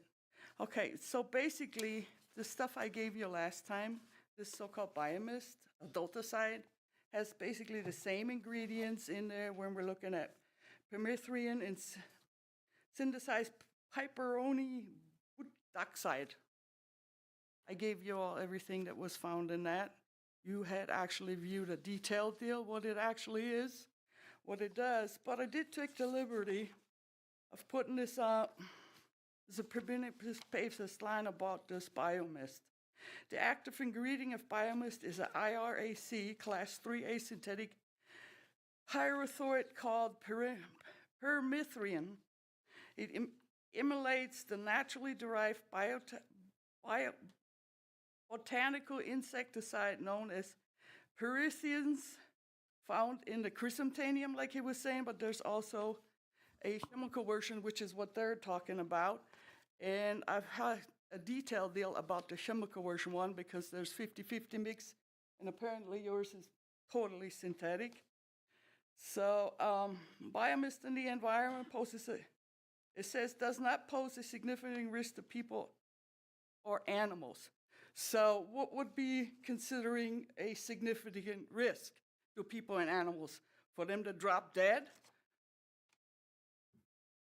Okay. So there is, obviously there is a risk. It's just not significant enough for the people that make the biomist. So over time, everything will make significance. Then biomist in water limits deposition in treatment area and applications will not pose a risk to healthy aquatic habitats. However, direct exposure to this product does present a risk to some aquatic organism. So you're contradicting yourself at the same sentence right here. It either is or it is not. This is just a few deals from what I picked up from biomist, which you can get on the ML. A lot of information is actually being erased on this stuff.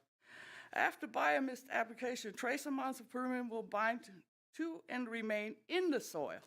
But then you're claiming, and it will not transfer further into plants through the soil column or become concentrated in the bodies of the living things. So if a plant absorbs everything in the soil, so how can it not also absorb your poisons? You know?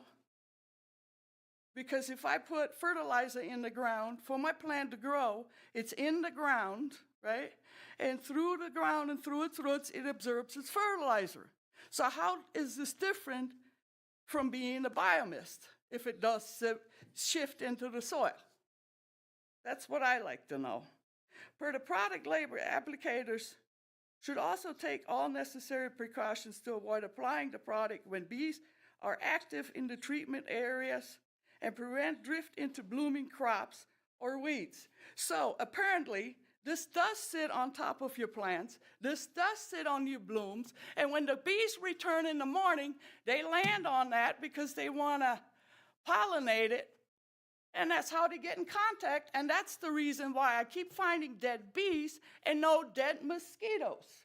And Zika virus, here's the thing what the World Health Organization says about Zika virus. Okay? So first of all, Zika virus is, the countries that it has is Angola, Burkina Faso, Burundi, Cabo Verde, Cameroon, So if those Zika virus mosquitoes are here, then somebody is bringing them in, or that those tests are BS.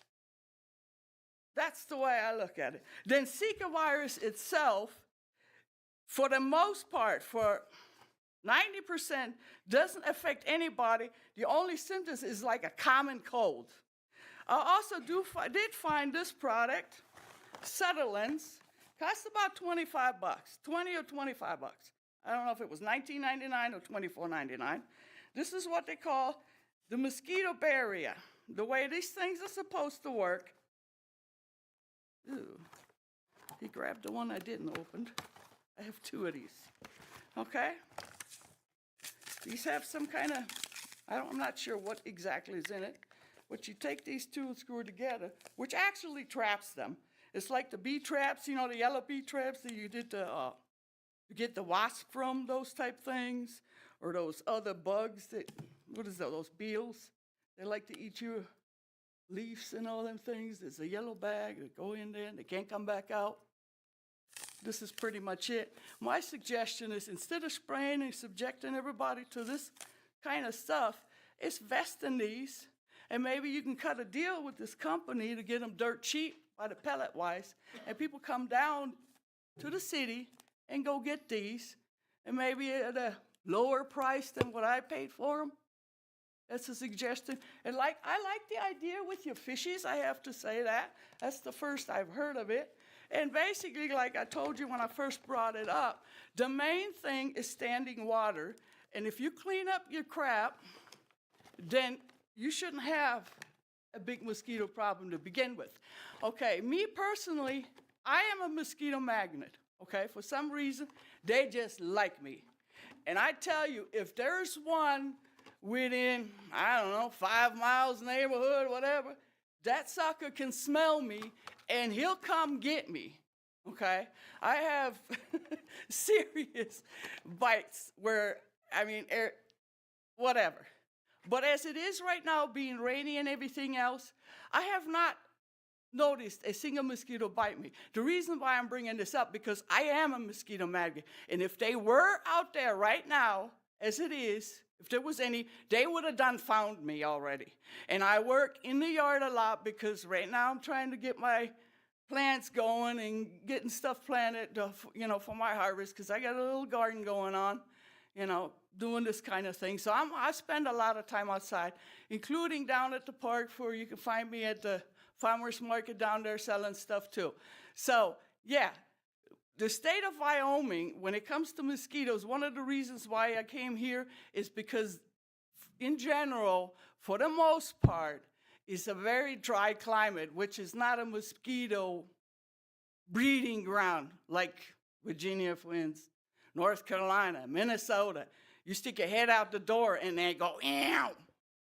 Basically, that's how bad that is because the humidity is so high over there. So those are typical areas where they're really, really bad, where you can say, that's one of the reasons. So I don't understand how you supposedly have that big of a problem. That's just, no, not true. And like I said, the thing I'm finding is not dead mosquitoes, and they're not that small that you couldn't visibly see them on the ground when the spray truck comes around. But I find the dead bees. And I found that the dragonflies are disappeared. I have that bush out, I have a bush out there that has these salmonella-looking flowers, which bees really love that thing. When I first moved into the house, I could hear them at my doorstep, and that bush is like from here to here. I could hear them humming in there. There's nothing in there now. I have raspberry bushes in the back. So far, I planted two plum trees where are blooming right now. So far, since the winter deal came off, I found 2 bees that are out. They used to be full of them. And the fact that the mosquitoes are most active in the middle of the night, that's not true. That's not a true statement. Because mosquitoes, I've been in a lot of these typical mosquito stores. They come out just as it gets dark. That's when they're most active. That's where they come out. That's when you can't stick your nose out the door without getting bit. Okay, that's usually that. And that's at that point is when you should be spraying. Not in the middle of the night, 11 o'clock, when pretty much hardly anything is out there. That's all I got to say. And I really hope that you consider this for real, because you have little kids, you have deals, and just because it's called biomist doesn't mean anything. I gave you this. You can have all of the information, if you like, that I had pulled up about these ingredients, what's actually in there, the detailed one, not just the summary, and make your decision based on that. I'm happy to give it to you. Well, thank you. Thank you. I appreciate it. If you'd like, you could give that to Mr. Butterfield and whatever you've got that you want to make sure we have, and then any council members that want to look at it can get it from him. Thank you. But I found this at Sutherland's. Hey, you can definitely keep that. You told us about it. You don't. I'll just take a picture of the label. No, you can keep that. I got another one with the instruction thing on it. Are those kind of like the mosquito traps we use, or a little bit different? Okay. Okay. I know because Mayor Baker used to always. Yeah, if you guys can, all these jokers up or talk to Sutherland's, and get like that stuff pallet-wise, and it should be probably $10 or something, if that even that. Well, thank you. All right. Well, we don't have anything up for a vote for this today, but I guess in terms of, it could be something we could discuss with the budget if we wanted to change what we've got going on, so. All right. Thank you, Mr. Adcock. Appreciate you coming in. Mr. Eggleston, Ms. Raymer, Mrs. All right, moving on. Item 15, consideration of Resolution 1501, COPS Grant. Police Chief's report, please. Thank you, Mayor. The COPS hiring program is administered by the United States Department of Justice and provides funding to law enforcement agencies to hire or rehire additional career law enforcement officers in an effort to increase their community policing capacity and crime prevention efforts. Outcomes include engagement in planned community partnerships, implementation of projects to analyze and assess local problems, and changes to personnel and agency management in order to support community policing and increase the capacity of the agency to engage in community policing activities. CHP serves to increase a recipient's capacity and implement community policing strategies within three primary elements of community policing. They are problem solving, partnerships, and organizational transformation. They require all applicants for this program to describe how the personnel requested will assist the applicant in implementing community policing strategies. Our department would use this funding to fill 3 new patrol officer positions. Important condition of this grant would be to maintain the grant funded positions for 12 months past the grant cycle, which is 36 months. They have a maximum allotment of $125,000 per officer over the 3 years. And so the city or the grant would reimburse up to $41,667 for each of the awarded positions. And they may award the city either the full grant request or a smaller portion thereof after they review our application. Included in your packet is how much the grant would cover, including city's match and total of the program, should the COPS office approve all 3 positions. I'm going to stand for any questions. Thank you. I appreciate it. Mrs. Harris, Administrative Services Director, could you please read Resolution 1501 by title only?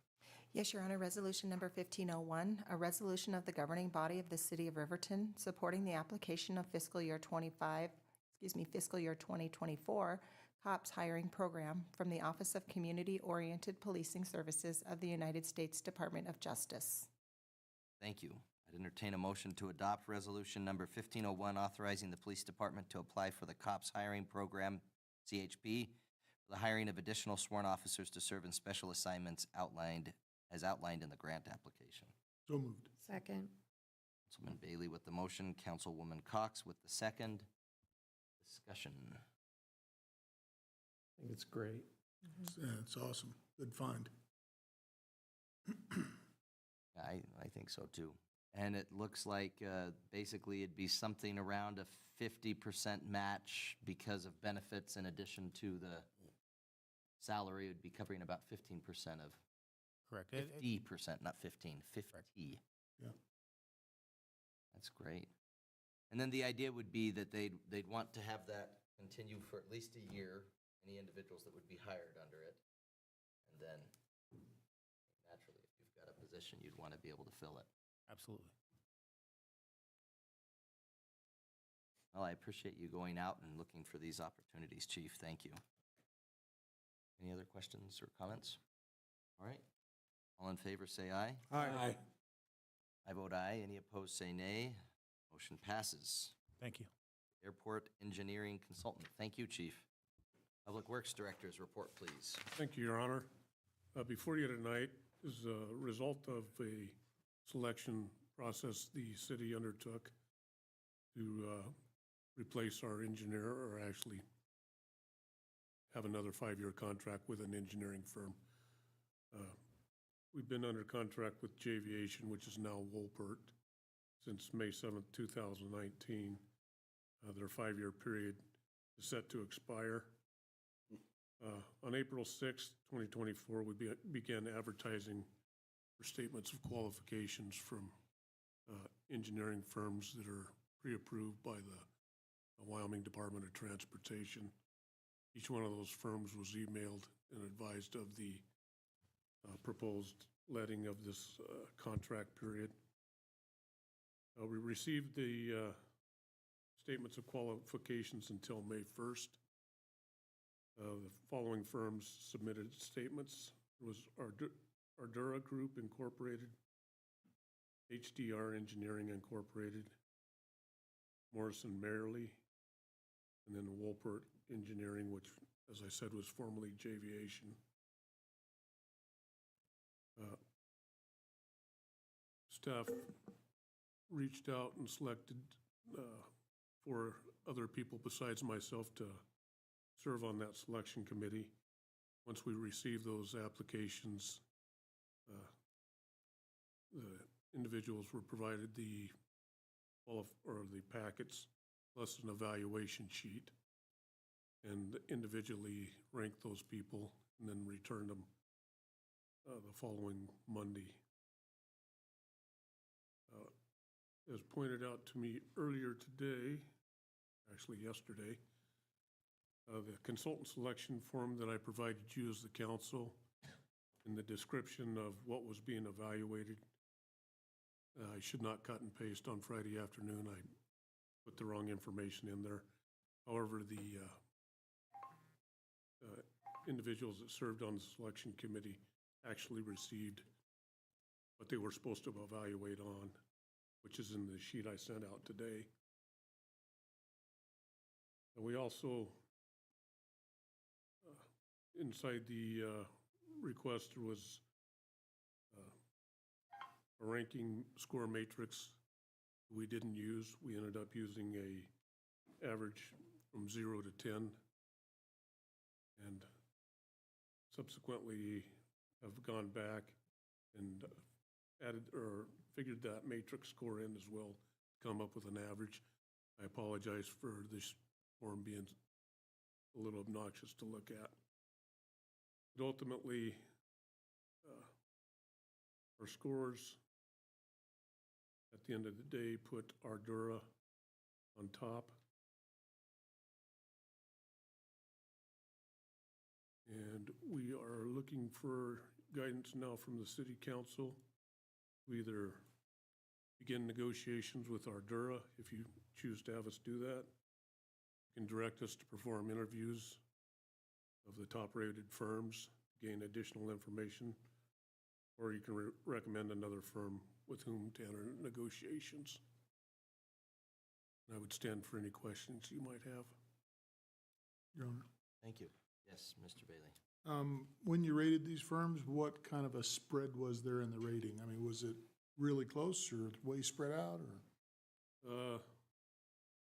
The number one ranked firm average score on the 10 scale rating was 75.8. Number two, let's see, where am I at? That's a mathematical error there.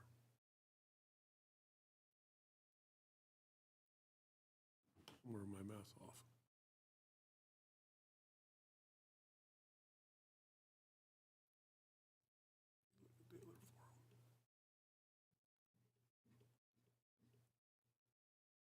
In the 10 scale rankings, Ardura was 75.8, and the second highest firm was Woolport, 72.6. Your Honor. Yes, sir.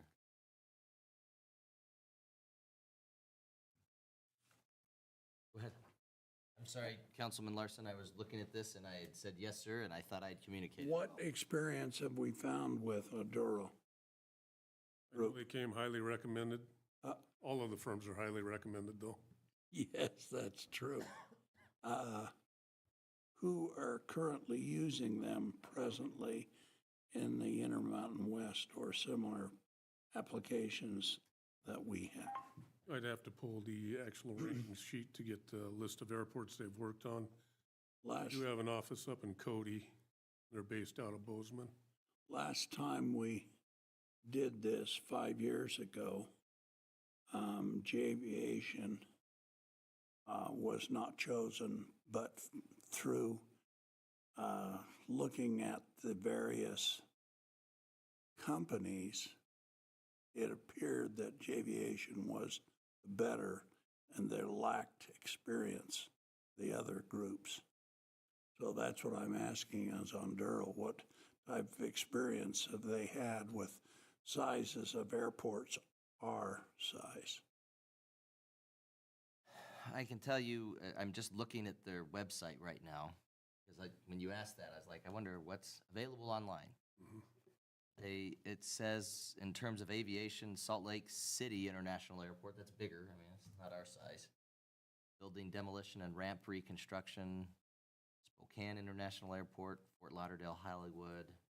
They did a terminal.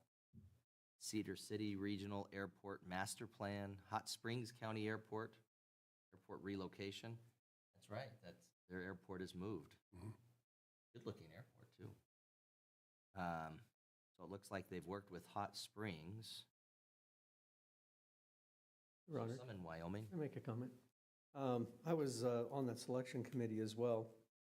And in my previous life, I actually spent quite a few years on the Riverton Airport Board and have gone through this process a few times. I will say that all the applicants were really highly qualified. They all provided similar airport experience to Riverton. I think when you look at their website, they're going to highlight their largest airports to be as, I don't know, as Cosmopolitan. yeah, as possible. I'm not sure how I could say that in a politically correct sort of way, but they're trying to put their largest foot forward, I think. But in terms of all the applicants, it was really close. And when you start looking at the scale of 1 to 10, for me, I was looking at the same things that you're asking about, Kyle, and that, what is their experience, what does their staff look like, and what their ability is going to be to move forward. And really, all of the folks on the selection committee rated the one that was selected as the highest. But they were really close. So if you kind of go through all the numbers, even after the reformulation that Mr. Eggleston did, they're still ahead. So one of the discussions was, do you do interviews or do you go with the highest rated? I'm not sure that going through an interview process would really extrapolate any more information. The packets that were provided are actually books. I mean, it took many hours to go through all of the applicants. So a lot of work was done by the committee, and then that was presented to the airport board and then moved forward to the city council. So there was a lot of effort that went into making the selection that was made. And I feel comfortable with that. And they're located out of Billings, you say? No, they're in Bozeman and Cody, right? Yeah, they have a resident office in Cody, and then their main base now is in Bozeman. So J Aviation was out of Denver, when they Colorado? Yes, they are a Colorado firm. I'm not, Wolpert's a big corporation now. They're all over the country. Your Honor, Yes, sir. just as a point of information, during the last consultant selection process, we had 3 firms submit. One was Javiation, one was MC Schaff, and one was Sage. Javiation was the only submitting firm at that time that had experience related to commercial service airports, which is very important as you're going through this engineering consulting selection process. The other 2 at the time did not, and the selection committee at that time ranked Javiation above the other 2 as part of that analysis. And at the time, the city council and the selection committee did not go to interviews because Javiation did exhibit through their proposal an ability to handle the airport's current outlay of capital improvement projects, an ability to work with the FAA and experience to work with the FAA, and then also that critical experience of managing and working with commercial service airports, because the regulations associated with design for a commercial service airport are different than just a general aviation airport. And Your Honor, as I've been watching the discussion, to answer Councilman Bailey's question, Mr. Eggleston provided a couple of different metric points or numerical points for you. Based on the 10-step scale that was first used by the selection committee, Ardura came in at 75.8 across 8 different categories, so out of a total of 80. HDR Engineering came in at 70.2. Morse & Merrily came in at 71.2. And Wolpert came in at 72.6. So Wolpert rated second. Mr. Eggleston made an effort to take the 10-step or 10-point scale rating that was used by the selection committee and retroactively apply it to the 100-point weighted scale that was listed in the request for qualification, which was slightly different across the 8 categories. One would have a total of 5 points, another 20 points, 25, 10, et cetera, rather than 10 on each category.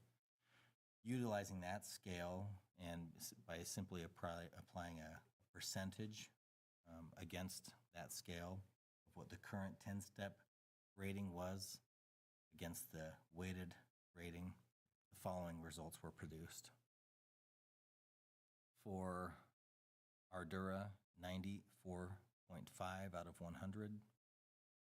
For HDR, 78.8. For Morse & Merrily, 82. And for Wolpert, 90. That doesn't change the order of the ranking, but it did normalize it against the advertised selection criteria as it related to a weighted 100-point scale. So that hopefully provides information to Mr. Bailey, and particularly when you're looking at the 2 top-rated firms on the normalized scale. You had one at 94.5, and the second was at 90. Maybe I've got grades on the brain, but they're both A's.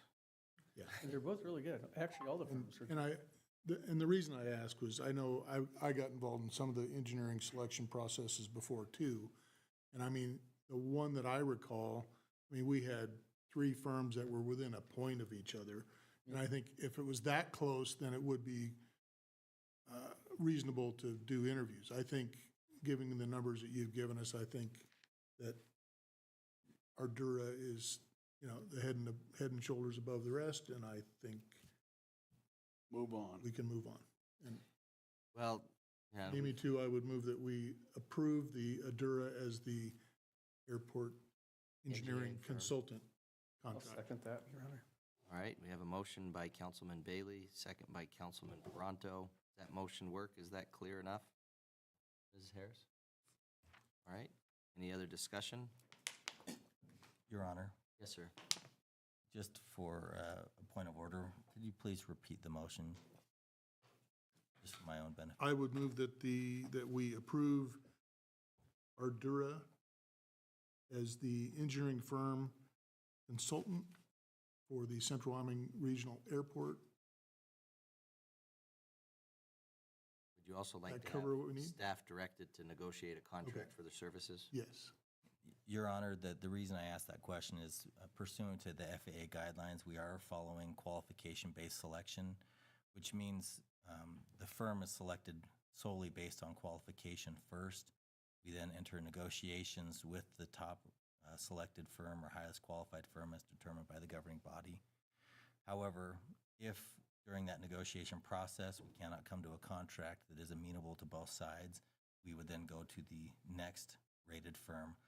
So I just wanted to clarify that this motion does not technically select the consultant. This is directing staff to begin that negotiation process wherein we could come back to you with a contract to approve. Squeeze them hard on price. All right, any other discussion? Is the motion clear enough now? Thank you. Any other discussion? All in favor, say aye. Aye. I vote aye. Any opposed, say nay. Motion passes. Thank you very much, everybody that served on that. Those are a lot of work, so yes, thank you. I've done that too, and it is, it's hard, especially when you've got a lot of people that are very well qualified, and then it's like, okay, now we need to figure out. Well, I'm trying to compare apples to apples when you're just given grapes. You're like, It's difficult. it's challenging. Sounds like you had a lot of apples there, though, not a lot of grapes. Yeah, That's good. it was good. All right, bid award concrete repair project, Public Works Director's report, please. Thank you, Your Honor. As part of the Force Committee's 1% projects for the fiscal year 25 construction season, we had various roadway-related concrete replacement projects, which included some roadway, well, it all improves roadway drainage, which in turn improves longevity of our roadways.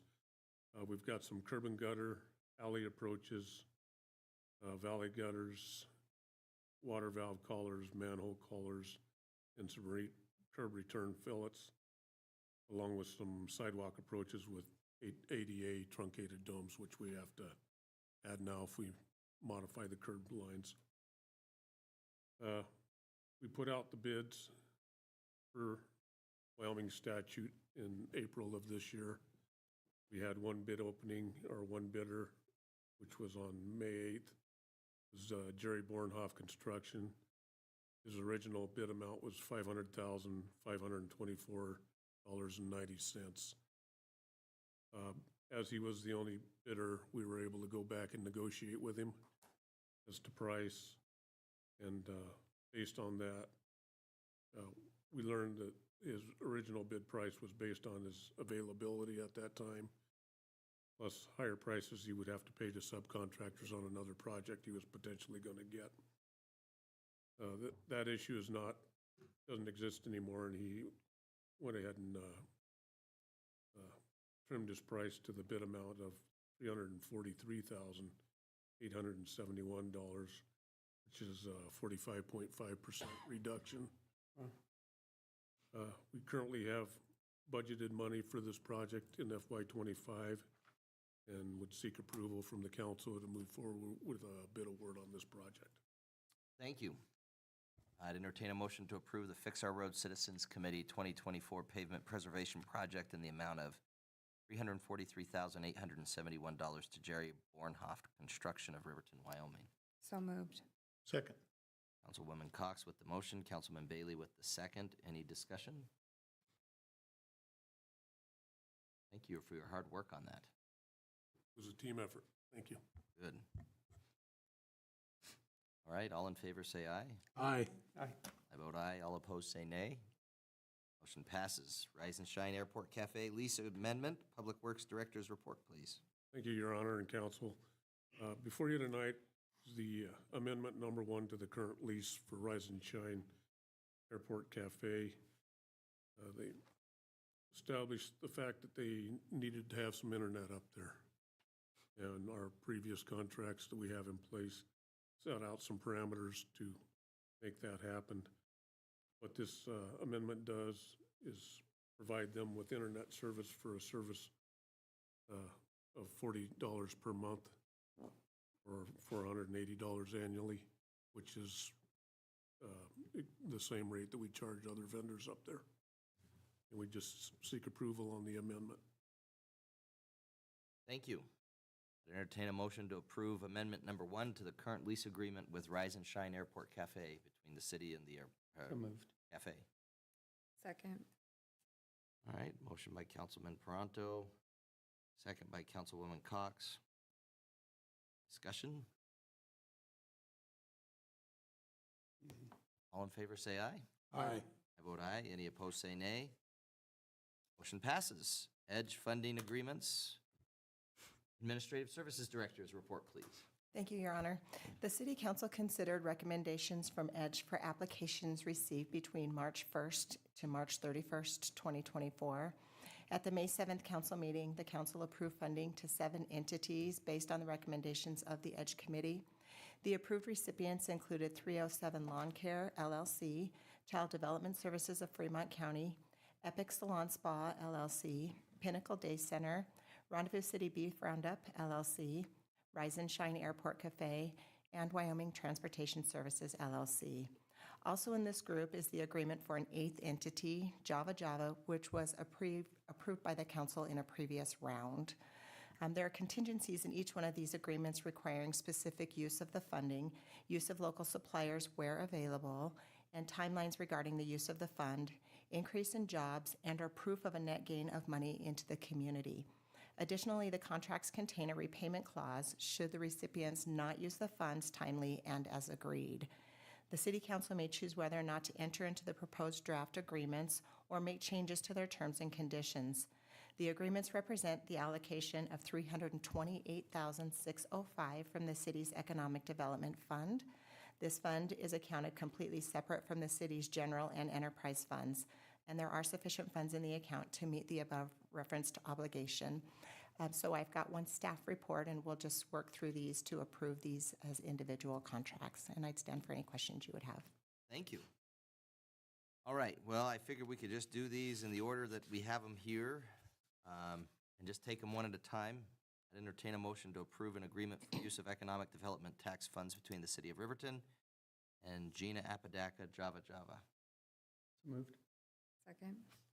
Councilman Peranto with the motion, Councilwoman Cox with the second. Discussion? Your Honor, Yes, sir. do we have any language in the agreement, funding agreement, showing that additional people were hired? Ms. Harris?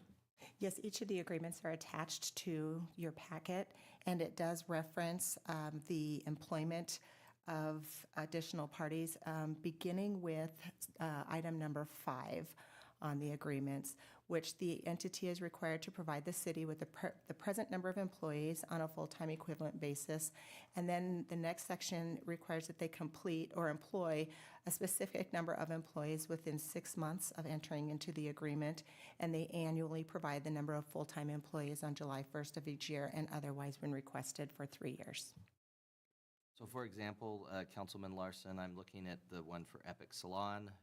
It says that they agree they will employ 8 new FTE employees within 12 months of entering into the agreement.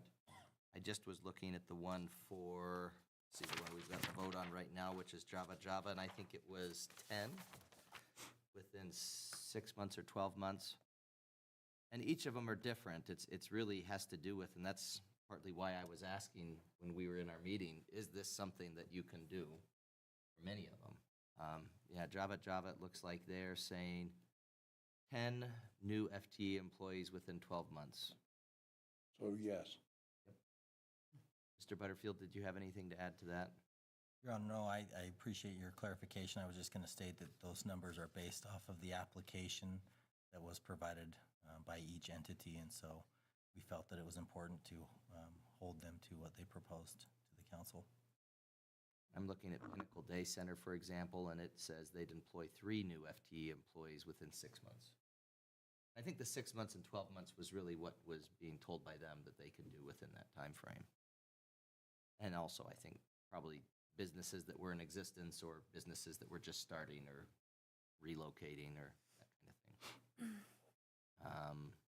Rendezvous City Beef Roundup, what they were wanting to do was get a full-time employee. They don't have any right now that are getting paid. And so part of this $25,000 was going towards their grant, and so it just requires one within 12 months. Your Honor, Go ahead. I just wondered why we switched from Carla Apodaca to JENA. JENA APODACA is the legal owner of JAVA, and that is how they are registered through the Wyoming Secretary of State's office. Thank you. Good question. Any other discussion? Nope. All right. All in favor, say aye. Aye. I vote aye. Any opposed, say nay. Motion passes. Next, I'd entertain a motion to approve an agreement for use of economic development tax funds between the City of Riverton and 307 Lawn Pros LLC. So moved. Second. Motion by Councilman Bailey, second by Councilwoman Cox. Any discussion? And Mr. Larson, for your information, their agreement is 2 FTE within 6 months. All in favor, say aye. Aye. Any opposed, say nay. I vote aye. Motion passes. Entertain a motion to approve an agreement for use of economic development tax funds between the City of Riverton and Child Development Services of Fremont County, CDSFC. So moved. Second. Councilwoman Cox with the motion, Councilman Bailey with the second. Discussion. All in favor, say aye. Aye. Opposed, say nay. I vote aye. Motion passes. Just going to go to the next one. Entertain a motion to approve an agreement for use of economic development tax funds between the City of Riverton and Epic Salon Spa LLC. Second. Councilman Paranto with the motion. Councilwoman Cox with the second. Discussion. All in favor, say aye. Aye. I vote aye. Any opposed, say nay. Motion passes. Entertain a motion to approve an agreement for use of economic development tax funds between the City of Riverton and Pinnacle Day Center. Moved. Second. Councilman Paranto with the motion. Councilman Bailey with the second. Discussion. All in favor, say aye. Aye. I vote aye. Any opposed, say nay. Motion passes. This has been exciting. We're almost there, though. Chair would entertain a motion to approve an agreement for use of economic development tax funds between the City of Riverton and Rendezvous City Beef Roundup LLC. So moved. Second. Councilman Bailey with the motion, Councilman Paranto with the second. I guess I have a question. Have we already presented these, or are we intending on presenting these after this meeting? Presenting them to the recipients. Yes, ma'am. They will be going out in the morning for them, and then we'll get their payments out on the next run provided. Everybody signs off. And is this a reimbursement thing, or is it a pure grant? It is a pure, we front them the cash. Okay. Yep. Thank you. Just wanted to break the monotony a little bit. Thank you for helping me out with that, Mr. All in favor, say aye. Aye. I vote aye. Any opposed, say nay. Motion passes. Entertain a motion to approve an agreement for use of economic development tax funds between the City of Riverton and Rise and Shine Airport Cafe. So moved. Second. Councilwoman Cox with the motion, Councilman Paranto with the second. Discussion or amendments? All in favor, say aye. Aye. Aye. I vote aye. Any opposed, say nay. Motion passes. Our last one now. I'd entertain a motion to approve an agreement for use of economic development tax funds between the City of Riverton, Wyoming Transportation Services, LLC. So moved. Yes, sir. We signed a different MO with the county on transportation of this particular fund. Does this mean that Wyoming Transportation Service is gonna get a double dip because of the new MO that we start with Fremont County? Your Honor, You could address that. 70% of the funds were going to local businesses for economic development, 20% of the funds for air service, and 10% is going to Wind River Transportation Authority for ground transportation services. So Wyoming Taxi Services is a completely separate private entity. He's running a taxi service. This is the gentleman. Oh, this is the taxi versus the bus. Not WRTA. This is not it's- WR. Okay. Now I'm awake. That's okay. We have a motion by Councilman Bailey to approve this agreement. Do we have a second? Councilwoman Cox? Discussion. Did you have something to And add? I have a question. The gentleman with Wyoming Transportation Services approached me, and I talked to Mr. Butterfield about it. Is it in the agreement that the van that he's proposing to buy has to have handicap accessibility, as in a wheelchair ramp and all that? He had asked that question, and I wasn't sure, and I know it had been brought up, and he sort of said that he would, but I don't know if that was in the language that we actually put in the contract. Ms. Harris? Oh, I apologize. I thought Mr. Butterfield was. Oh, I'm sorry, Mr. Butterfield. Your Honor, I can answer that question. When we look at the Wyoming Transportation Agreement, Transportation Service Agreement, if we specifically look at, excuse me, I want to find the exact paragraph. But under paragraph 5A, it states that they herein agree to the following provisions, and it simply states to utilize the provided economic development funding to purchase equipment specific to the transportation of clients. Okay. So no, there was not any provision related to the Americans with Disabilities Act. Okay, perfect. I think it was my understanding when he was talking about that, he was kind of talking about absorbing that cost if it was in excess to Yeah. ensure that. Yeah. Is that kind of what he was getting at?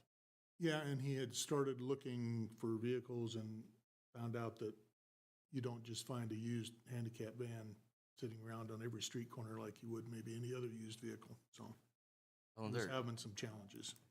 kind of difficult. Yes, very difficult. I mean, when you add that ramp, it definitely, Yeah, it's Well, and the cost just goes stupid crazy, so.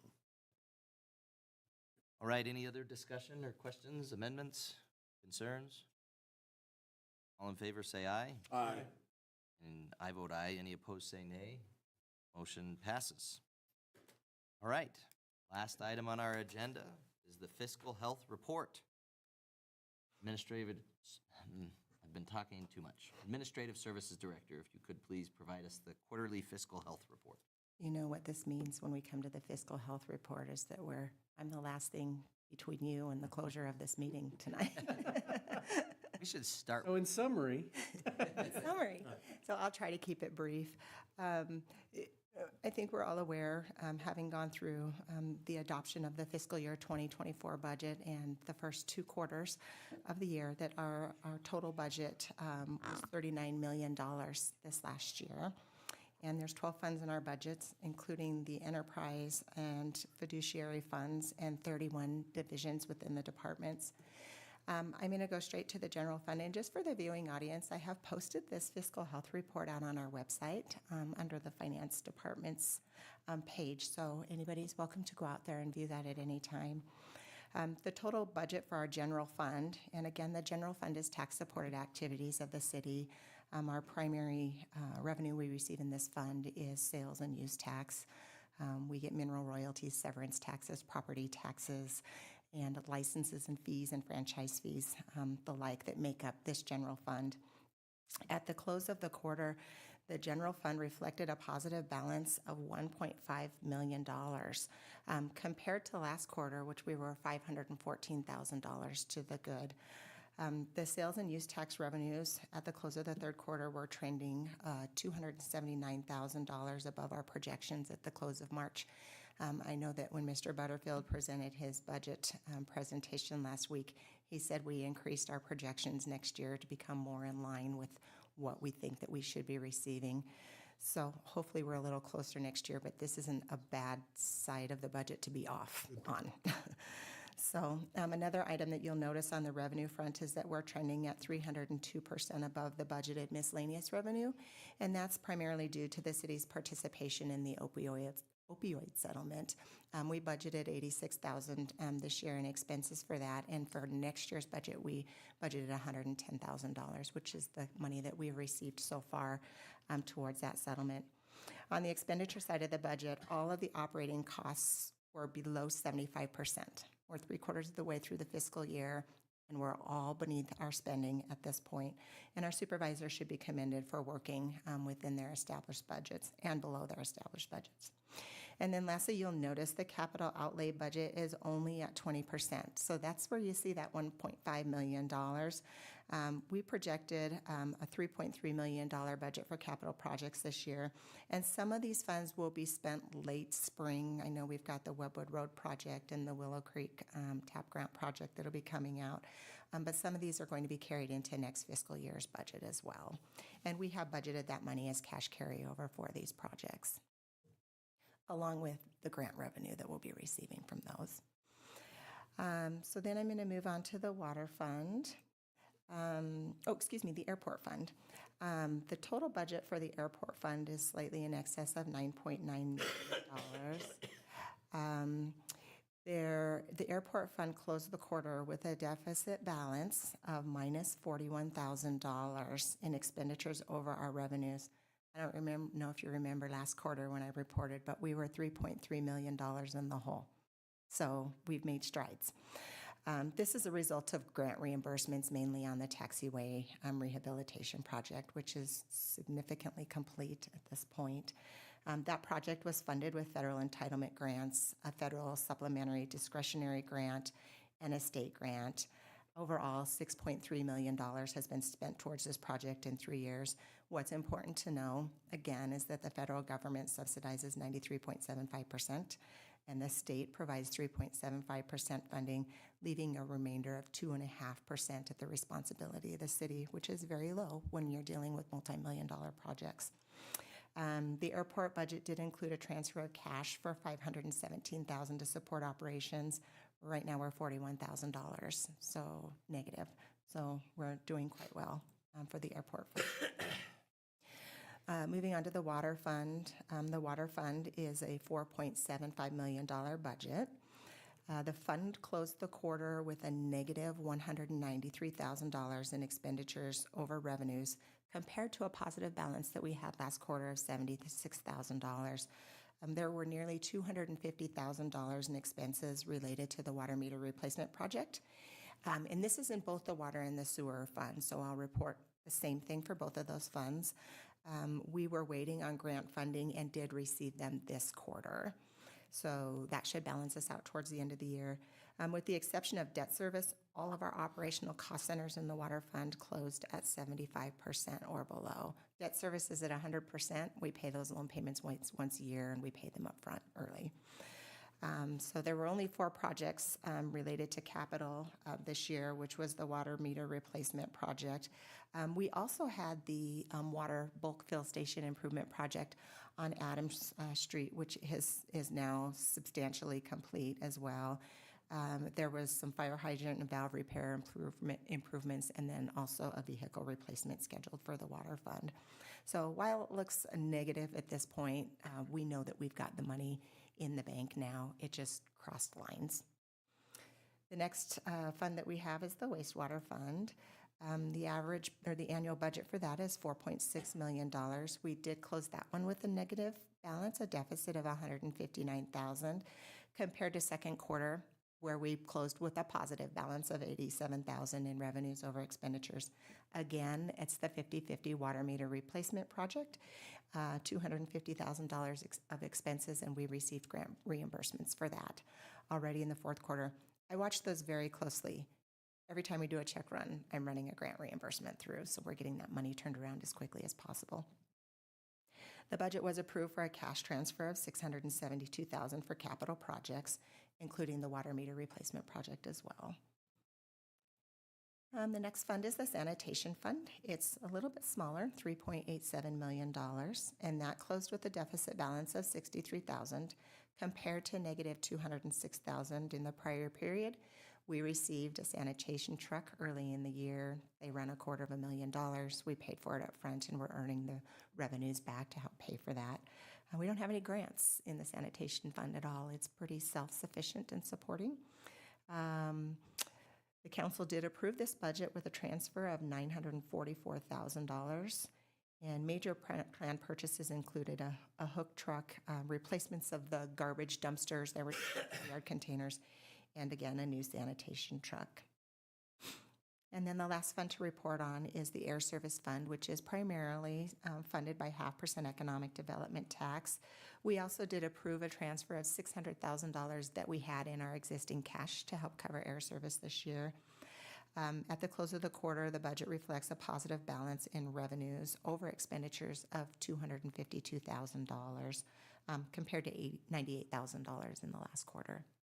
So we have one more month to go in the year. We're watching our money very closely, making sure we're getting our grant reimbursements turned around as quickly as possible, and pinching every penny we have. That's all I have to report on for tonight. Thank you, Mrs. Harris. Got through that quite quickly. Appreciate your hard work in keeping an eye on our budget. Do we have a need for an executive session? No, Your Honor, but if you permit, I have one other item that I failed to mention during my roundtable report. Would it be appropriate that I provide it at this time? Sounds great. Thank you. Unless anybody else has an issue. Unless you want to make a motion to adjourn before he reports. This feels like a high-pressure scenario, and I really apologize. Could be. It sounds. Maybe he should give us a synopsis of what he's going to talk Yeah, about. that's true. Whether we We'd like approve it or not. 5,000. How long is this going to take? Will there be cinnamon rolls? Your Honor, I failed to mention that Bruce Ransom has been working very hard on a grant. He's applying to the Wyoming Office of Homeland Security to improve security at the airport. It's a $41,995,000 request. Pursuant to our grant management policy, we need to take this before you. The grant was due today, and so he's been working on it. We didn't have opportunity to really get this into the packet. This is within the City Administrator Spending Authority, but I do want to make sure that you're aware of the grant. I know Mr. Pronto mentioned it as a recap of the airport board, but specifically, these are for cameras that will provide for video security coverage in the terminal area, the TSA security screening area, the secure holding area for passengers, the main terminal halls and ticket area. The project also includes cameras to cover the front of the terminal building, parking areas, as well as the commercial apron and the ramp. So we want to make sure that we bring that before you, and if you have a general consensus that we move forward on that, we'll continue to do so. There is no match requirement for the near $42,000 grant request. Nice. Anybody have an issue with it? How are we going to maintain those? Your Honor, I'll let Mr. Eggleston answer that question. Thank you, Your Honor. Mr. Larson, our IT staff has actually been very involved in this project from the get-go. They maintain all of our security cameras around the city, now in City Hall and all over the city. So it's not going to be an extra to monitor. And how many cameras are there? I don't know the exact number of cameras, but it's several to cover basically the entire terminal and then outside parking area and the ramp. And that has a backup on it that stores all that Yes, information. It'll actually send the data right to City Hall on a server that we have here for video. Anybody have an issue? And I forgot to mention in my report that I flew out of Riverton to go to Washington, D.C. and back in, and both times the flight were just almost full. And I came back on Sunday afternoon. I didn't have to wait till 10:30 at night, and so it was awesome. So I think we've been making great improvements in our air schedule, and I think starting the end of this month, we're going to have 2 flights a day every day. So right. You can fly to Denver and have breakfast and come back by 2 o'clock. Have lunch. Or you could have breakfast at the Rise and Shine. Go to Denver for lunch and come back, so yeah. All right, anybody have any issues with the grant as he's proposed it? No. Okay, I think you've got consensus that we're good. Thank you, Your Honor. I apologize for not bringing that up earlier. Oh, that's okay. Do I have a motion to adjourn? Yes. Do I have a second? Second. All in favor, say aye. Aye. Opposed, say nay. Motion passes. We are adjourned at 9:25. No, I said 9:30. Nay will be shot.